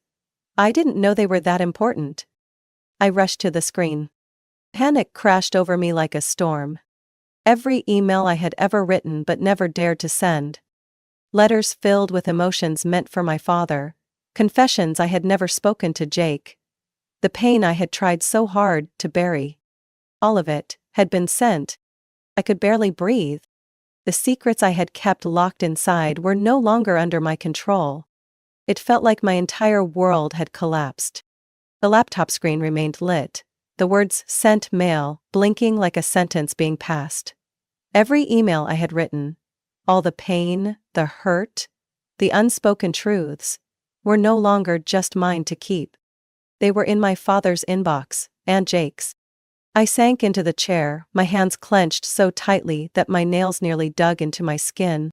Mike looked at me, his eyes filled with worry. "I'm sorry, Hannah. I didn't mean to." I shook my head, trying to steady my breathing. There was no way to take it back. No way to hide it anymore.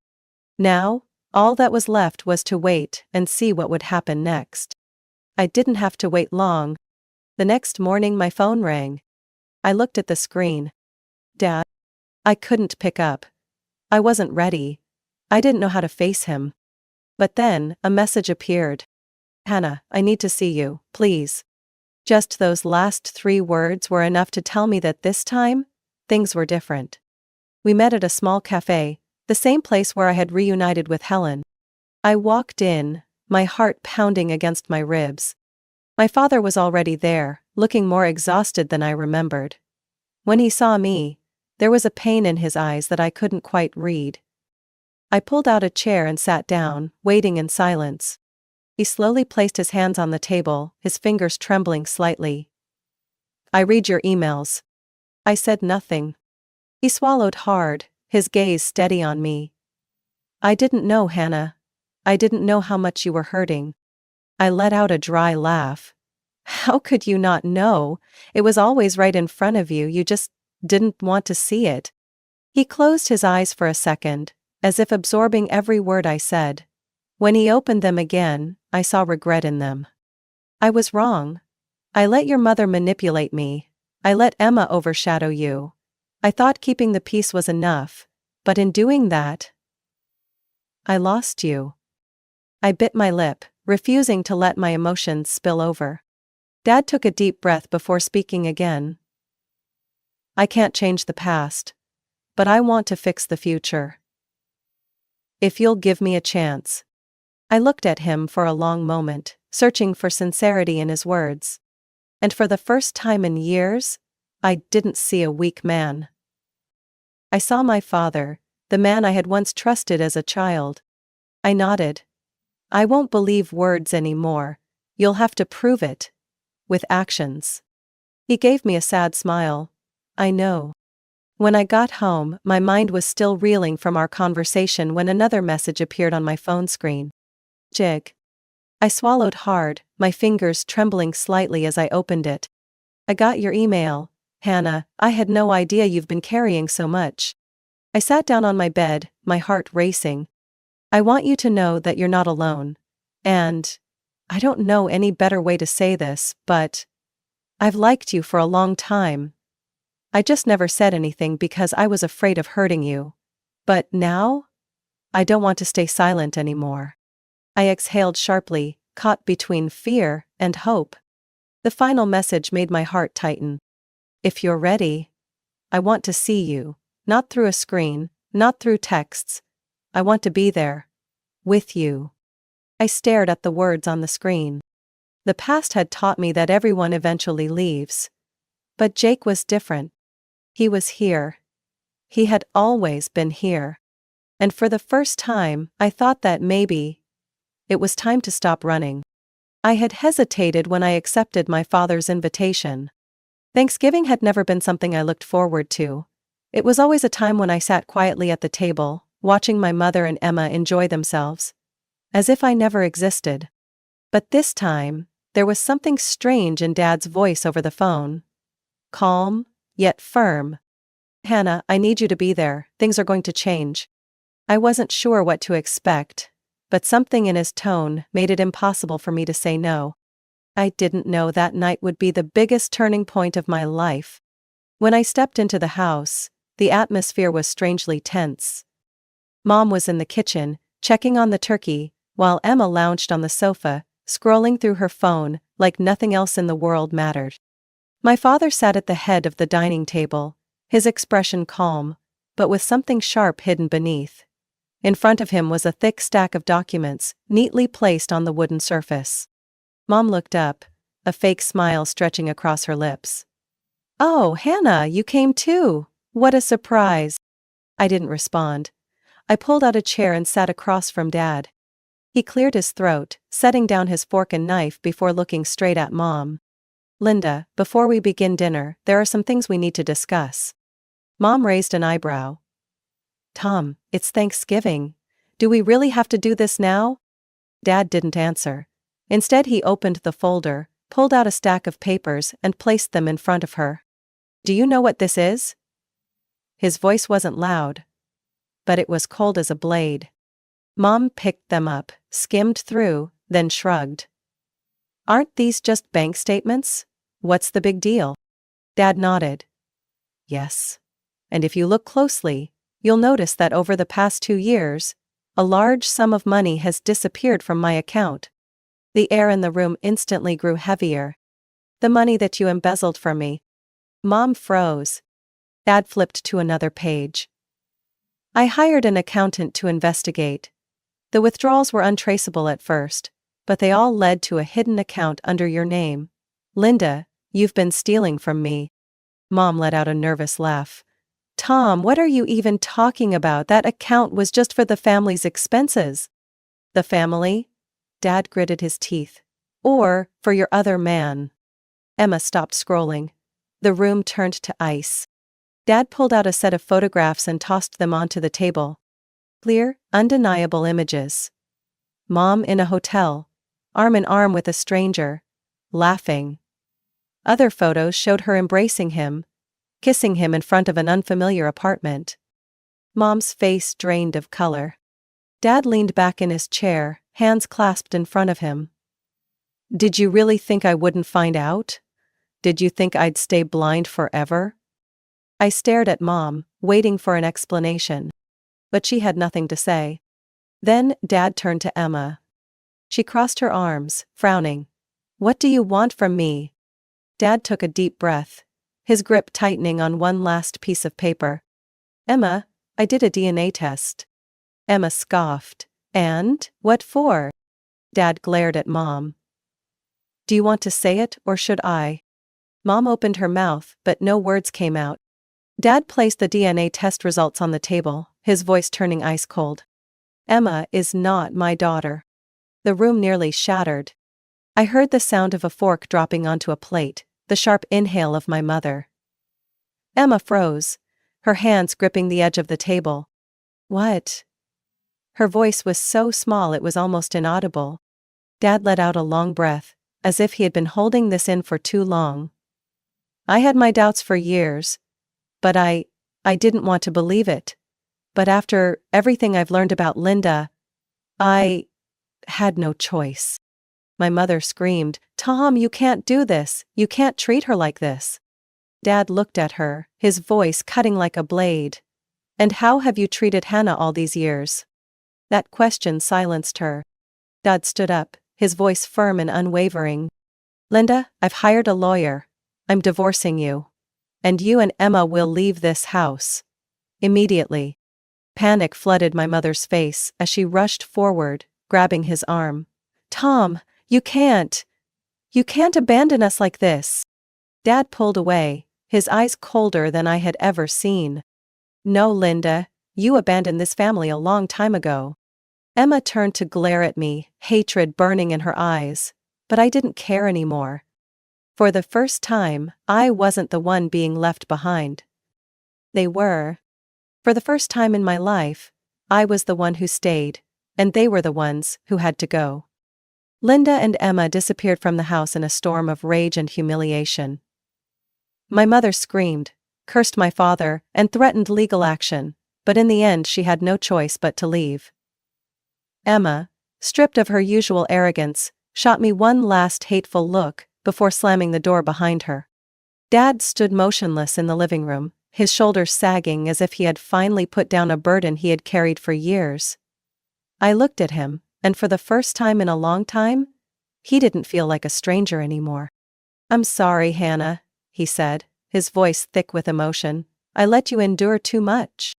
Eyes didn't answer right away. Wounds from the past don't heal overnight. But in his eyes, I saw sincerity. I saw the man I had once admired, trying to make things right. I took a deep breath and said softly, "We can start over, Dad." He nodded, and I knew this time, he wouldn't leave me alone again. The months that followed were full of new beginnings. Dad and I started seeing each other more often. Morning coffees, long conversations about things we had never spoken of before. He wanted to understand me. He wanted to truly be a father I could rely on. But there was one surprise I hadn't expected. One afternoon, Dad called me into the living room, his expression both hesitant and hopeful. I reached out to Helen. My eyes widened. You did? He nodded, a small smile forming on his lips. I needed to apologize to her, and… We've met a few times. My heart tightened, not in pain, but in relief. I had always believed that Helen was the only person who had truly loved me like family. If Dad could see her worth, if he could find his way back to the woman who had once brought light into our lives, then that was a good thing. I smiled, for the first time feeling like everything was finally falling into place. As for Jake, we were slowly building something I had never truly had before. A real relationship. At first I was still afraid. The wounds of the past didn't fade easily. I had grown used to keeping my distance, believing that anyone who entered my life would eventually leave. But Jake never rushed me. He was patient, always there when I needed him, yet never forcing me to open up before I was ready. I'm not going anywhere, Hannah, he once told me when I hesitated. No matter how long it takes for you to trust me, I'll still be here. And little by little I started to believe him. In the evenings we took walks together, sharing stories about work, about the little things in life. I told him about the animals I cared for at the zoo, about the challenges and joys I found in my work. And one day, when Jake reached for my hand in the middle of a crowded street, I didn't pull away. For the first time, I wasn't afraid anymore. Things didn't change overnight. The old wounds still lingered, and painful memories couldn't simply be erased. But I no longer let them control me.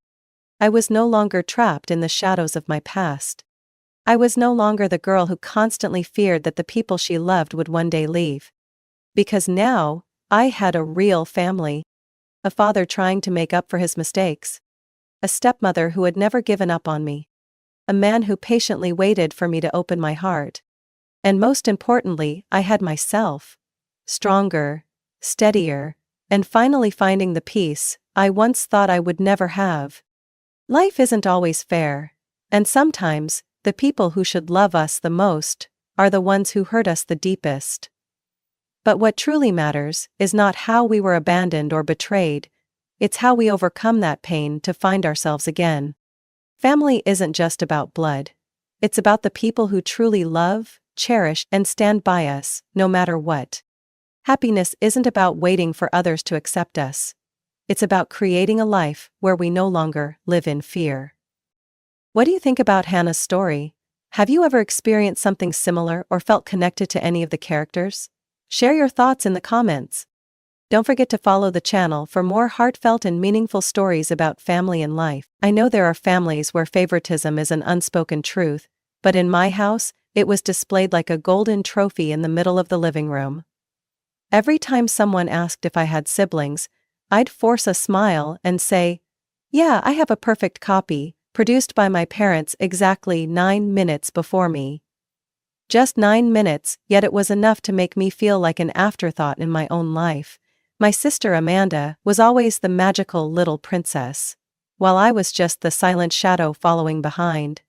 Even as a kid, I knew I couldn't compete with a legend raised on praise and indulgence. But what I didn't expect was that kind of unfairness could be so brutal. It warped the childhood of a kid who only wanted to be loved. Amanda is my twin sister, but those 9 minutes felt like an invisible wall between two different worlds. To my parents, she was a miracle, their first child after years of fertility treatments. I was a bonus surprise, unwanted. My mom once told the story of the moment the doctor said there was another baby and she cried, not out of joy but fear. "How can I take care of two?" she'd say with a distant look in her eyes, never realizing how that sentence would cut into my heart for years. Even in preschool, I felt the difference.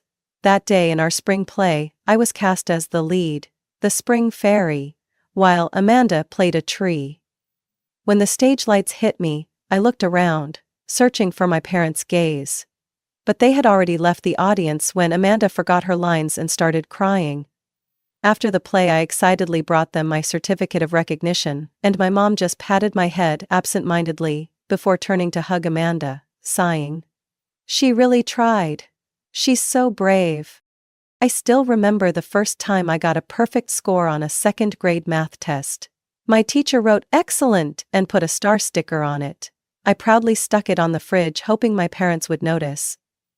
But that day, Amanda scraped her knee on the playground, and my award got buried under praise for her toughness.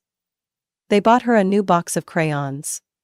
Me, I was told, maybe try harder next time. Next time? When hadn't I been trying? As we grew older, the gap between us only widened with blatant favoritism.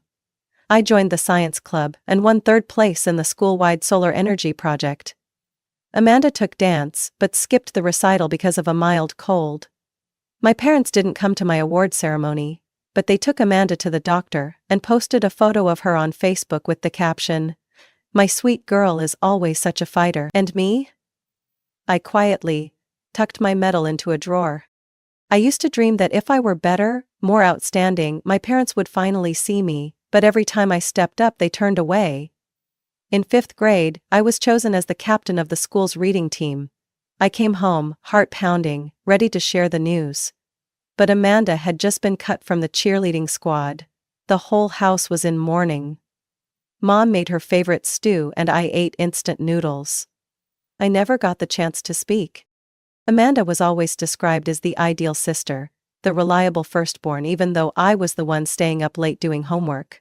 For both of us, when she asked. My dad used to joke to relatives, Mary came after, so she always needs her sister to take care of her. I'd sit there, listening to everyone laugh at dinner, wanting to scream, "Who's taking care of who? Who did Amanda's history project all semester, Dad?" Eventually I started withdrawing from the rigged competition. I stopped bringing tests home, stopped mentioning my achievements. Once, I won second place in a citywide writing contest. The prize was a gold-plated pen. I hid it in my desk drawer, my parents wouldn't care. That same day Amanda got a C on her chemistry test, and my mom spent an hour comforting her. "You did your best, sweetheart, I know." Sometimes I wonder, if I'd been born 9 minutes earlier, would anything be different?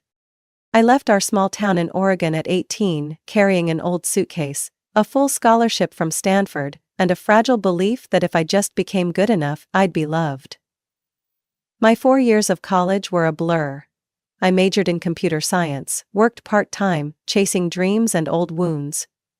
I rarely spoke to my family, except for brief holiday calls that almost always revolved around Amanda. Every time I said I'm interning at a startup in Silicon Valley, my mom would immediately respond, "Amanda's seeing someone named Brandon. He seems really promising, what do you think?" When I excitedly shared that I'd been accepted into a research program at Caltech, my dad just muttered, "That's nice," before changing the subject to Amanda's new selfie that got 300 likes. It felt like I existed in some bizarre dimension where all my efforts only mattered if they helped Amanda shine. Amanda was different. She did 1 semester at community college, then dropped out, saying she was finding her own path. That path led her to upscale bars, where she met Logan. A man 10 years older, successful, wealthy, and easily manipulated by a pair of fake innocent eyes. Less than a year later, they were engaged. And from that moment my parents were hypnotized. They threw parties everywhere, telling Amanda's fairytale love story, like she'd rewritten Cinderella herself. My mom called me at work just to gush about the 2-carat diamond ring Logan gave her.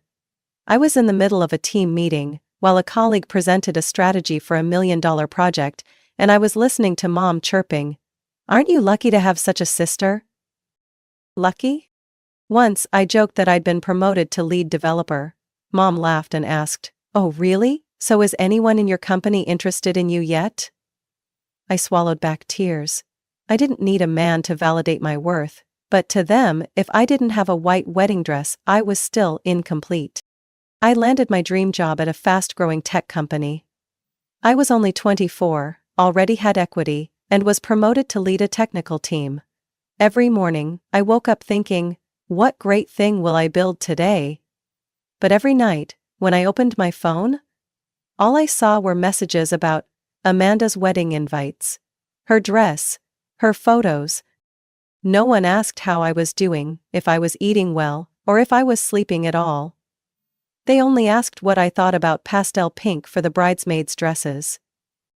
Amanda's wedding was held at a 5-star resort in Malibu, a 3-day event filled with parties, champagne, and a celebrity photographer. I was invited, of course, as the behind-the-scenes photographer and helper to the bride. When I declined, saying my company was about to launch a new product and I couldn't take time off, my mom practically screamed over the phone.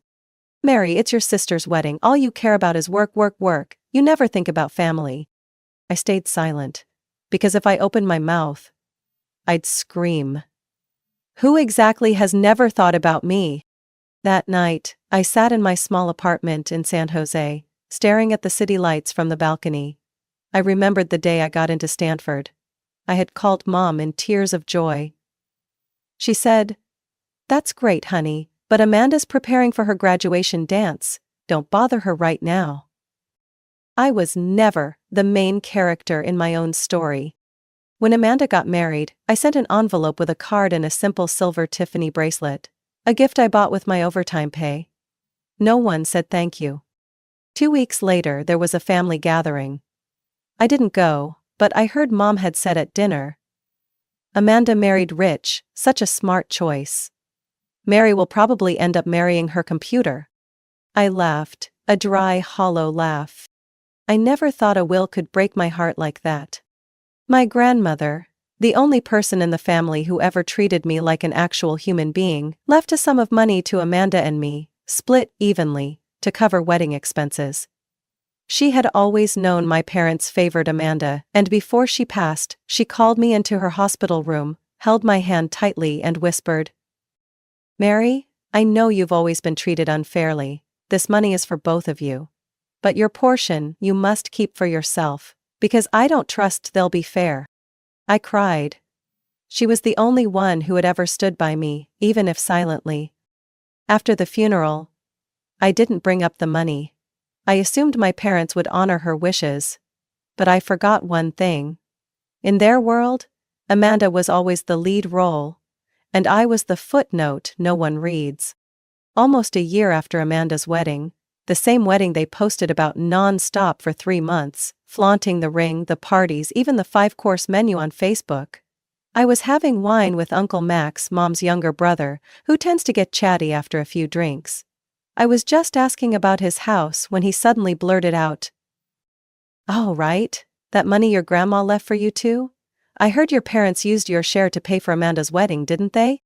I froze. I looked at Uncle Max, speechless. My heart was pounding, like I had just been betrayed for the 1,000th time. Only this time, it came, notarized. Uncle Max thought I already knew. When he saw my face go pale, he sighed, downed his whiskey and muttered, "Damn, too late now." That night, I sat alone in my apartment, opened the scanned copy of Grandma's will. I had saved it in a private folder, like the only proof that someone in this family had ever seen my worth. The words were clear. $100,000 to be split evenly between Mary and Amanda, for wedding expenses, or any personal use they see fit. $50,000. Enough to fund a simple wedding or put down a payment on a house. But to me, it wasn't just money. It was trust. A rare bit of fairness my grandmother had set aside for me in a life of being overlooked. The next morning, I called Mom. Her voice was light, like she was chatting over afternoon tea. "How are you, Mary?" "Amanda just sent me pictures from their honeymoon in Bora Bora." "It's beautiful, sweetheart." "Mom," I cut her off, "I want to ask about the money Grandma left." There was a pause, then she chuckled, trying to sound casual. "Oh, that? You know already. I meant to tell you, just forgot." "Forgot?" My voice trembled with anger. "You forgot to tell me that you took my entire share, Grandma's money meant for me, to pay for Amanda's wedding?" "Well, it's not like you needed it, right?" she said, her tone smooth and chilling. "You're not getting married anytime soon, and Amanda needed it urgently. Logan paid a lot too, but she really wanted a beautiful wedding. I thought you'd understand." I was speechless. I had spent my whole life enduring, but in that moment, every boundary inside me shattered. No, Mom, you're wrong. I don't understand, and I don't forgive. You had no right to take what wasn't yours. Even if I'm not getting married, that was still my money. Mary, don't blow this out of proportion. It was for the sake of family. Your sister needed it more. I thought with a stable job like yours you wouldn't hold a grudge over something so small. Small? I let out a bitter laugh. To you, every pain I go through is just something small, isn't it? My dad chimed in from somewhere on the call, as if he'd been secretly listening the whole time. Mary, I think you're overreacting. It's not like you ever really needed that money. Amanda's wedding was a big deal. You're always focused on work. Nowhere near getting married anytime soon. Just because I'm not getting married doesn't mean that money becomes community property, I shouted. If Amanda didn't have enough, she and her husband should have cut back, not stolen my share. In the end, I said one thing before hanging up. From now on, don't call me again.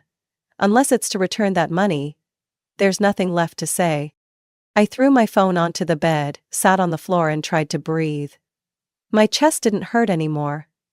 Just a bone-deep emptiness. For the first time I truly understood something. It wasn't just favoritism. To them, I was a backup plan, a reserve asset for Amanda, a storage bin for things the older daughter doesn't need. And that was enough. That night I opened my laptop, hands trembling but heart cold. I had imagined this moment 1,000 times. The day I would stop chasing something called family that had for nearly 30 years only left cuts and bruises. But as I typed the first words of the email to my parents, I knew. There was no turning back.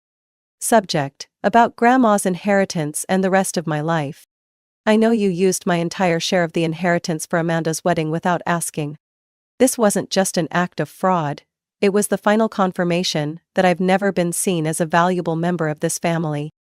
I don't expect to be loved like Amanda, that's impossible.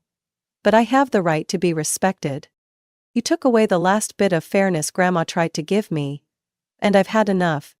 From today forward, I'm officially cutting contact with the family.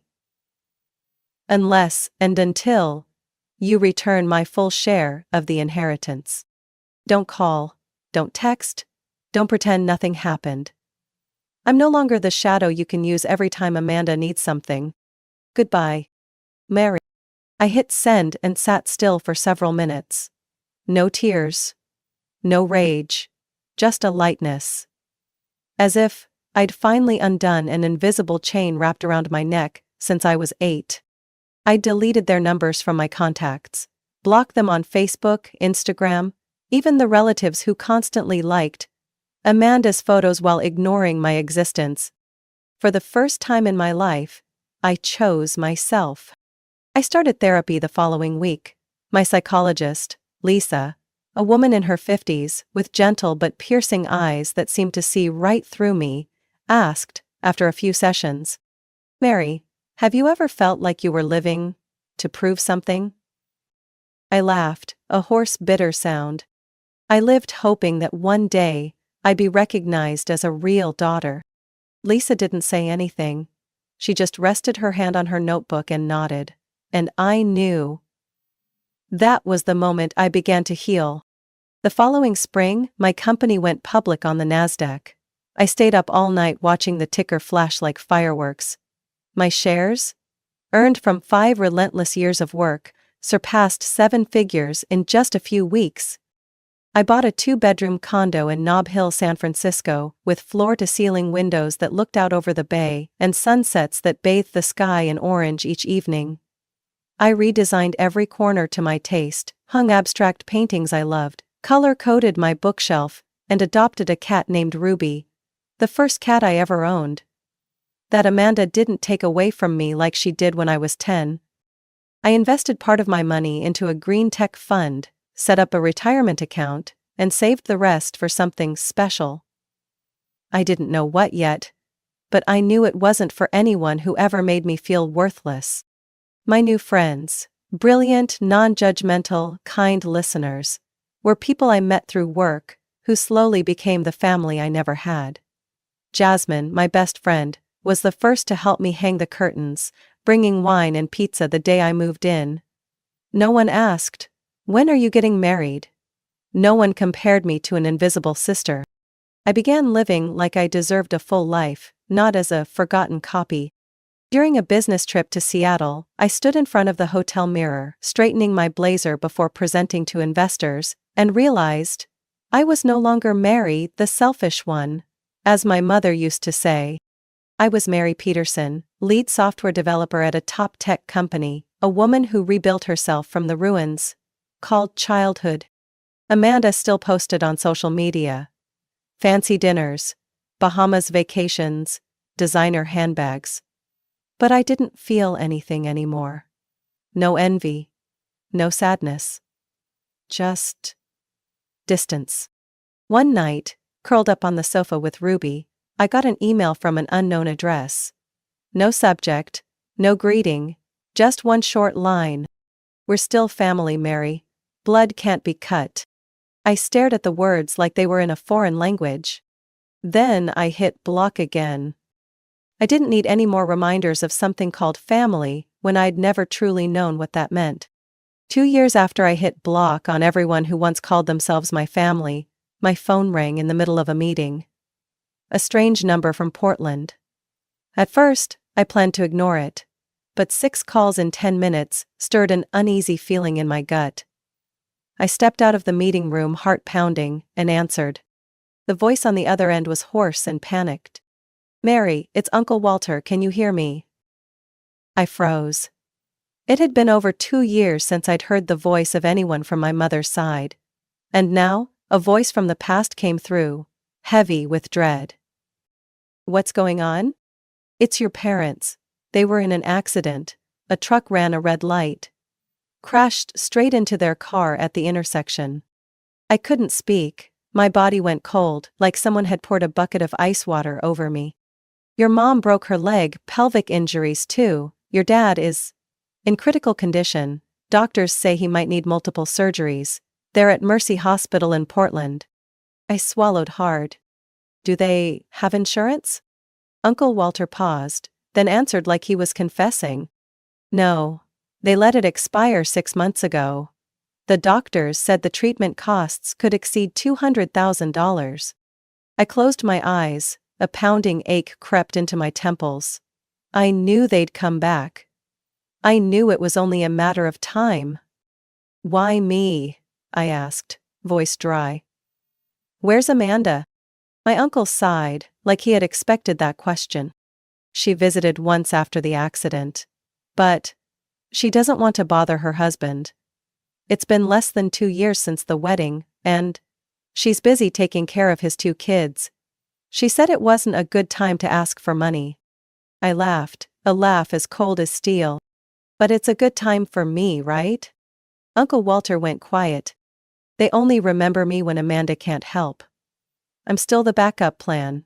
The emergency wallet when their golden child turns her back." "Is that it?" "Mary, I don't know what happened between you and them. But this is a special situation." I emphasized every word. "No, this is the consequence of a choice. I chose to leave their lives, and now, I'm not going back." That afternoon I stood on my balcony, watching the city stretch beneath the sunset. There were no more tears in me, just a quiet strength that had taken years of therapy to build. I remembered what Lisa, my therapist, once said. "Mary, forgiveness doesn't always mean returning. Sometimes forgiveness means stopping." I had stopped and I wasn't going back. 3 days later, another email landed in my inbox. Sender, Amanda Collins. "I know you're doing really well. Mom and Dad need help. This is your chance to do the right thing." My hands clenched, fingers cracking from tension. She just called me sister. So fake it was nauseating. Do the right thing? After she used my inheritance to fund her beach wedding? While she's buying Hermes bags and leaving our parents in the hospital because she doesn't want to bother her husband? I didn't reply. A week later, Mom called. Hospital number. I hesitated, then answered. "Mary, it's Mom." I said nothing. She continued, voice weak, probably still in a hospital bed. I know. Your dad and I made mistakes. But now, the medical bills keep piling up. The doctor said your dad needs urgent surgery. I don't know where else to turn. Mary, you're our last hope. I spoke slowly.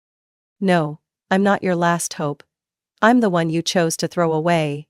And now? You're coming back, not for love, but for money. My dad interrupted. His voice was rough and gravelly. What are you saying? Family is family. You can't turn your back now. I let out a cold laugh. Family is family? When Mom spent my inheritance on Amanda?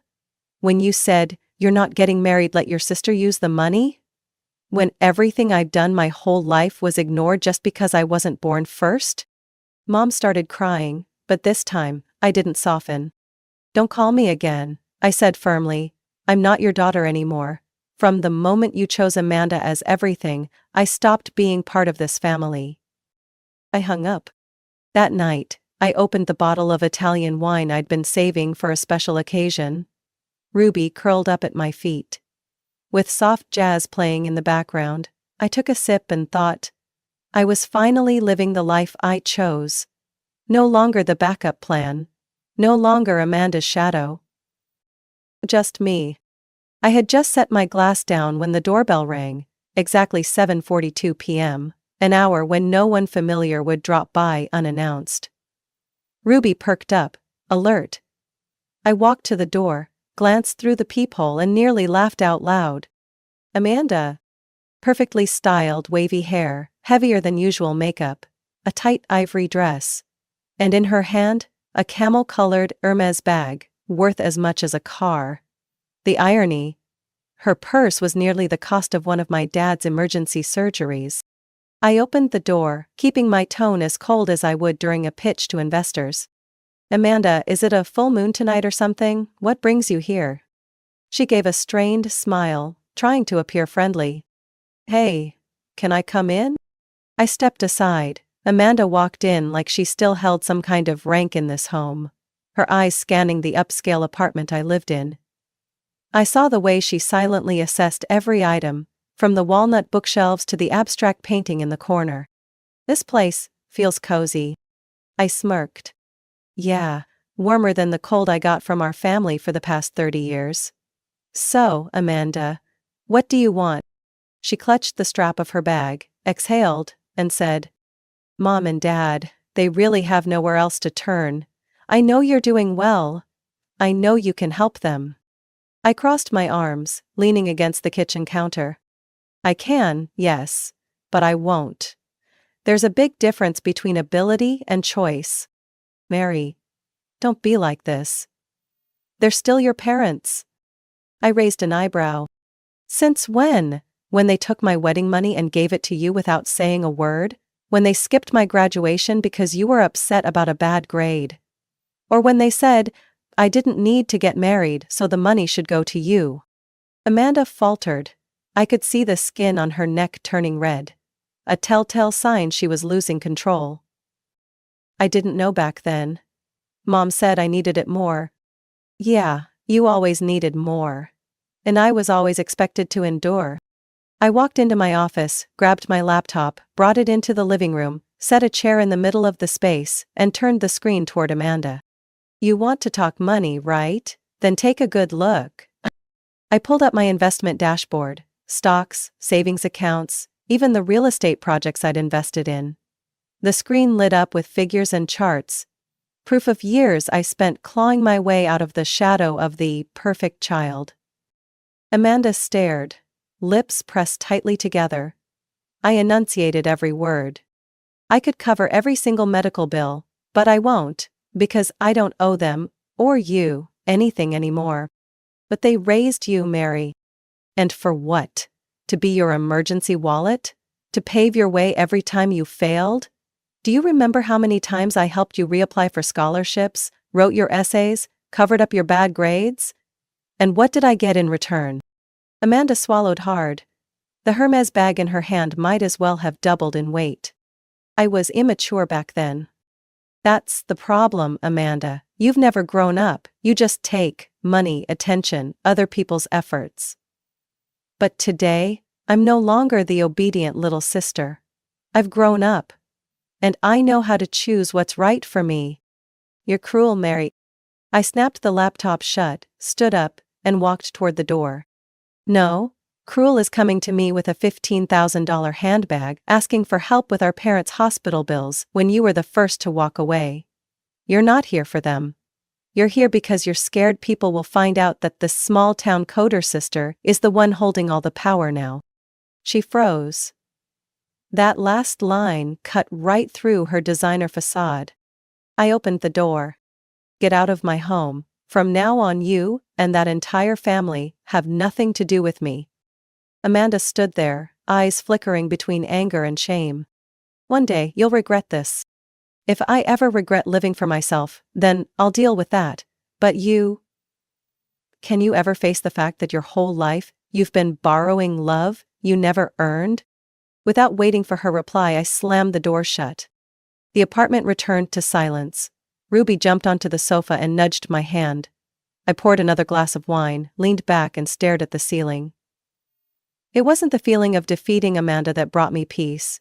It was the fact that, for the first time in my life, I had the courage to stand up and say, enough. 3 days after the confrontation with Amanda, I woke up on a quiet Sunday morning, brewed some coffee, opened my laptop, and did what I should have done a long time ago. I cut ties, completely and officially, with my toxic family. I logged into the family group chat on Messenger, a place where I'd been silent for over 2 years. There were still birthday wishes for Amanda, party photos, vacation pics of her and Logan and his kids in Italy. No one had asked if I was alive or dead. Not a word about me. Unless they needed something. I wrote a long message and attached all the documents. A photo of Grandma's will, clearly stating the inheritance was to be split evenly between the two of us. Bank statements showing the full amount was withdrawn just months before Amanda's wedding. Screenshots of Amanda's texts where she admitted she couldn't help our parents because it was inconvenient to ask Logan. A summary of my personal assets. Not to brag, but to answer the question, why didn't Mary help? I wrote. To the whole family. I know you've all heard only one version of this story. That I'm cold-hearted, ungrateful, that I turned my back when our parents needed me. This is the truth. This is what I lived through. I never demanded love. Only a little fairness. And even that was denied. Amanda, you took my wedding fund, the money Grandma left for me, and turned away when our parents needed saving. Mom and Dad, you didn't just abandon me. You used me as the backup wallet when your favorite daughter wouldn't pay. I've stayed silent long enough. Today, I end this relationship. No one in this group is my family anymore. And if any of you still think I'm cold-hearted, then hold on to that thought. I will never live to please people who made me feel like I was disposable. I hit send. 1 minute, 5 minutes, 10 minutes. No one replied. 16 people seen, not a single word, no apology, no defense. Only cousin Elle, my aunt's daughter in Florida, messaged me privately 2 hours later. I never knew how strong you were until today. Mary, you're a true inspiration. If anyone ever called you cold, it's only because they've never had to save themselves. I read that message over and over. No tears, just a steady heartbeat. For the first time in weeks. The following week I received an official promotion from the executive board. Head of engineering for the new Eastern Division office in Charlotte, North Carolina. Higher position, larger equity package, and a brand new team to build from the ground up. Without hesitation, I signed. Started the process of selling my condo in San Francisco. Ruby would come with me, the first cat I ever had that no one could take away. I closed the bank account linked to my parents' old address. Cut every possible tie. I hired a lawyer to draft a formal statement, declining all future financial responsibility for my parents, should they attempt any legal claims. One last night before I moved out, I stood on the balcony, looking down at the city I once thought of as my escape. Now, I wasn't running anymore. I was choosing myself. My closest friends threw me a small farewell party. Jasmine, Kyle, Lena, and Josh, people who had witnessed me claw my way out of my family's shadow. They hugged me tightly and said, "Mary, this time, you're not running away, you're stepping forward." I smiled. A smile that came from deep within, light and full of peace. Before leaving the city, I posted a status on my profile. Not aimed at anyone, but clear to everyone. If protecting myself makes me cold-hearted, then so be it. I'd rather be cold and true to myself than soft and stuck in a role someone else wrote for me. Not long after, I permanently blocked the remaining family accounts. Not out of hatred, but for peace. Today, Mary has risen above the dark past of a toxic family and the weight of invisible expectations. After decades of living in the shadow of favoritism and neglect, she bravely cut every tie to build a new life on her own terms. A thriving career, financial independence, and true friends helped Mary reclaim her worth. She has no regrets being labeled cold for choosing freedom, independence, and herself. Her life now stands as a testament to the power of self-worth and courage. What do you think about Mary's choice? Was she too harsh, or was she simply protecting herself after years of pain? Share your thoughts below. And don't forget to follow the channel for more deep and powerful family stories.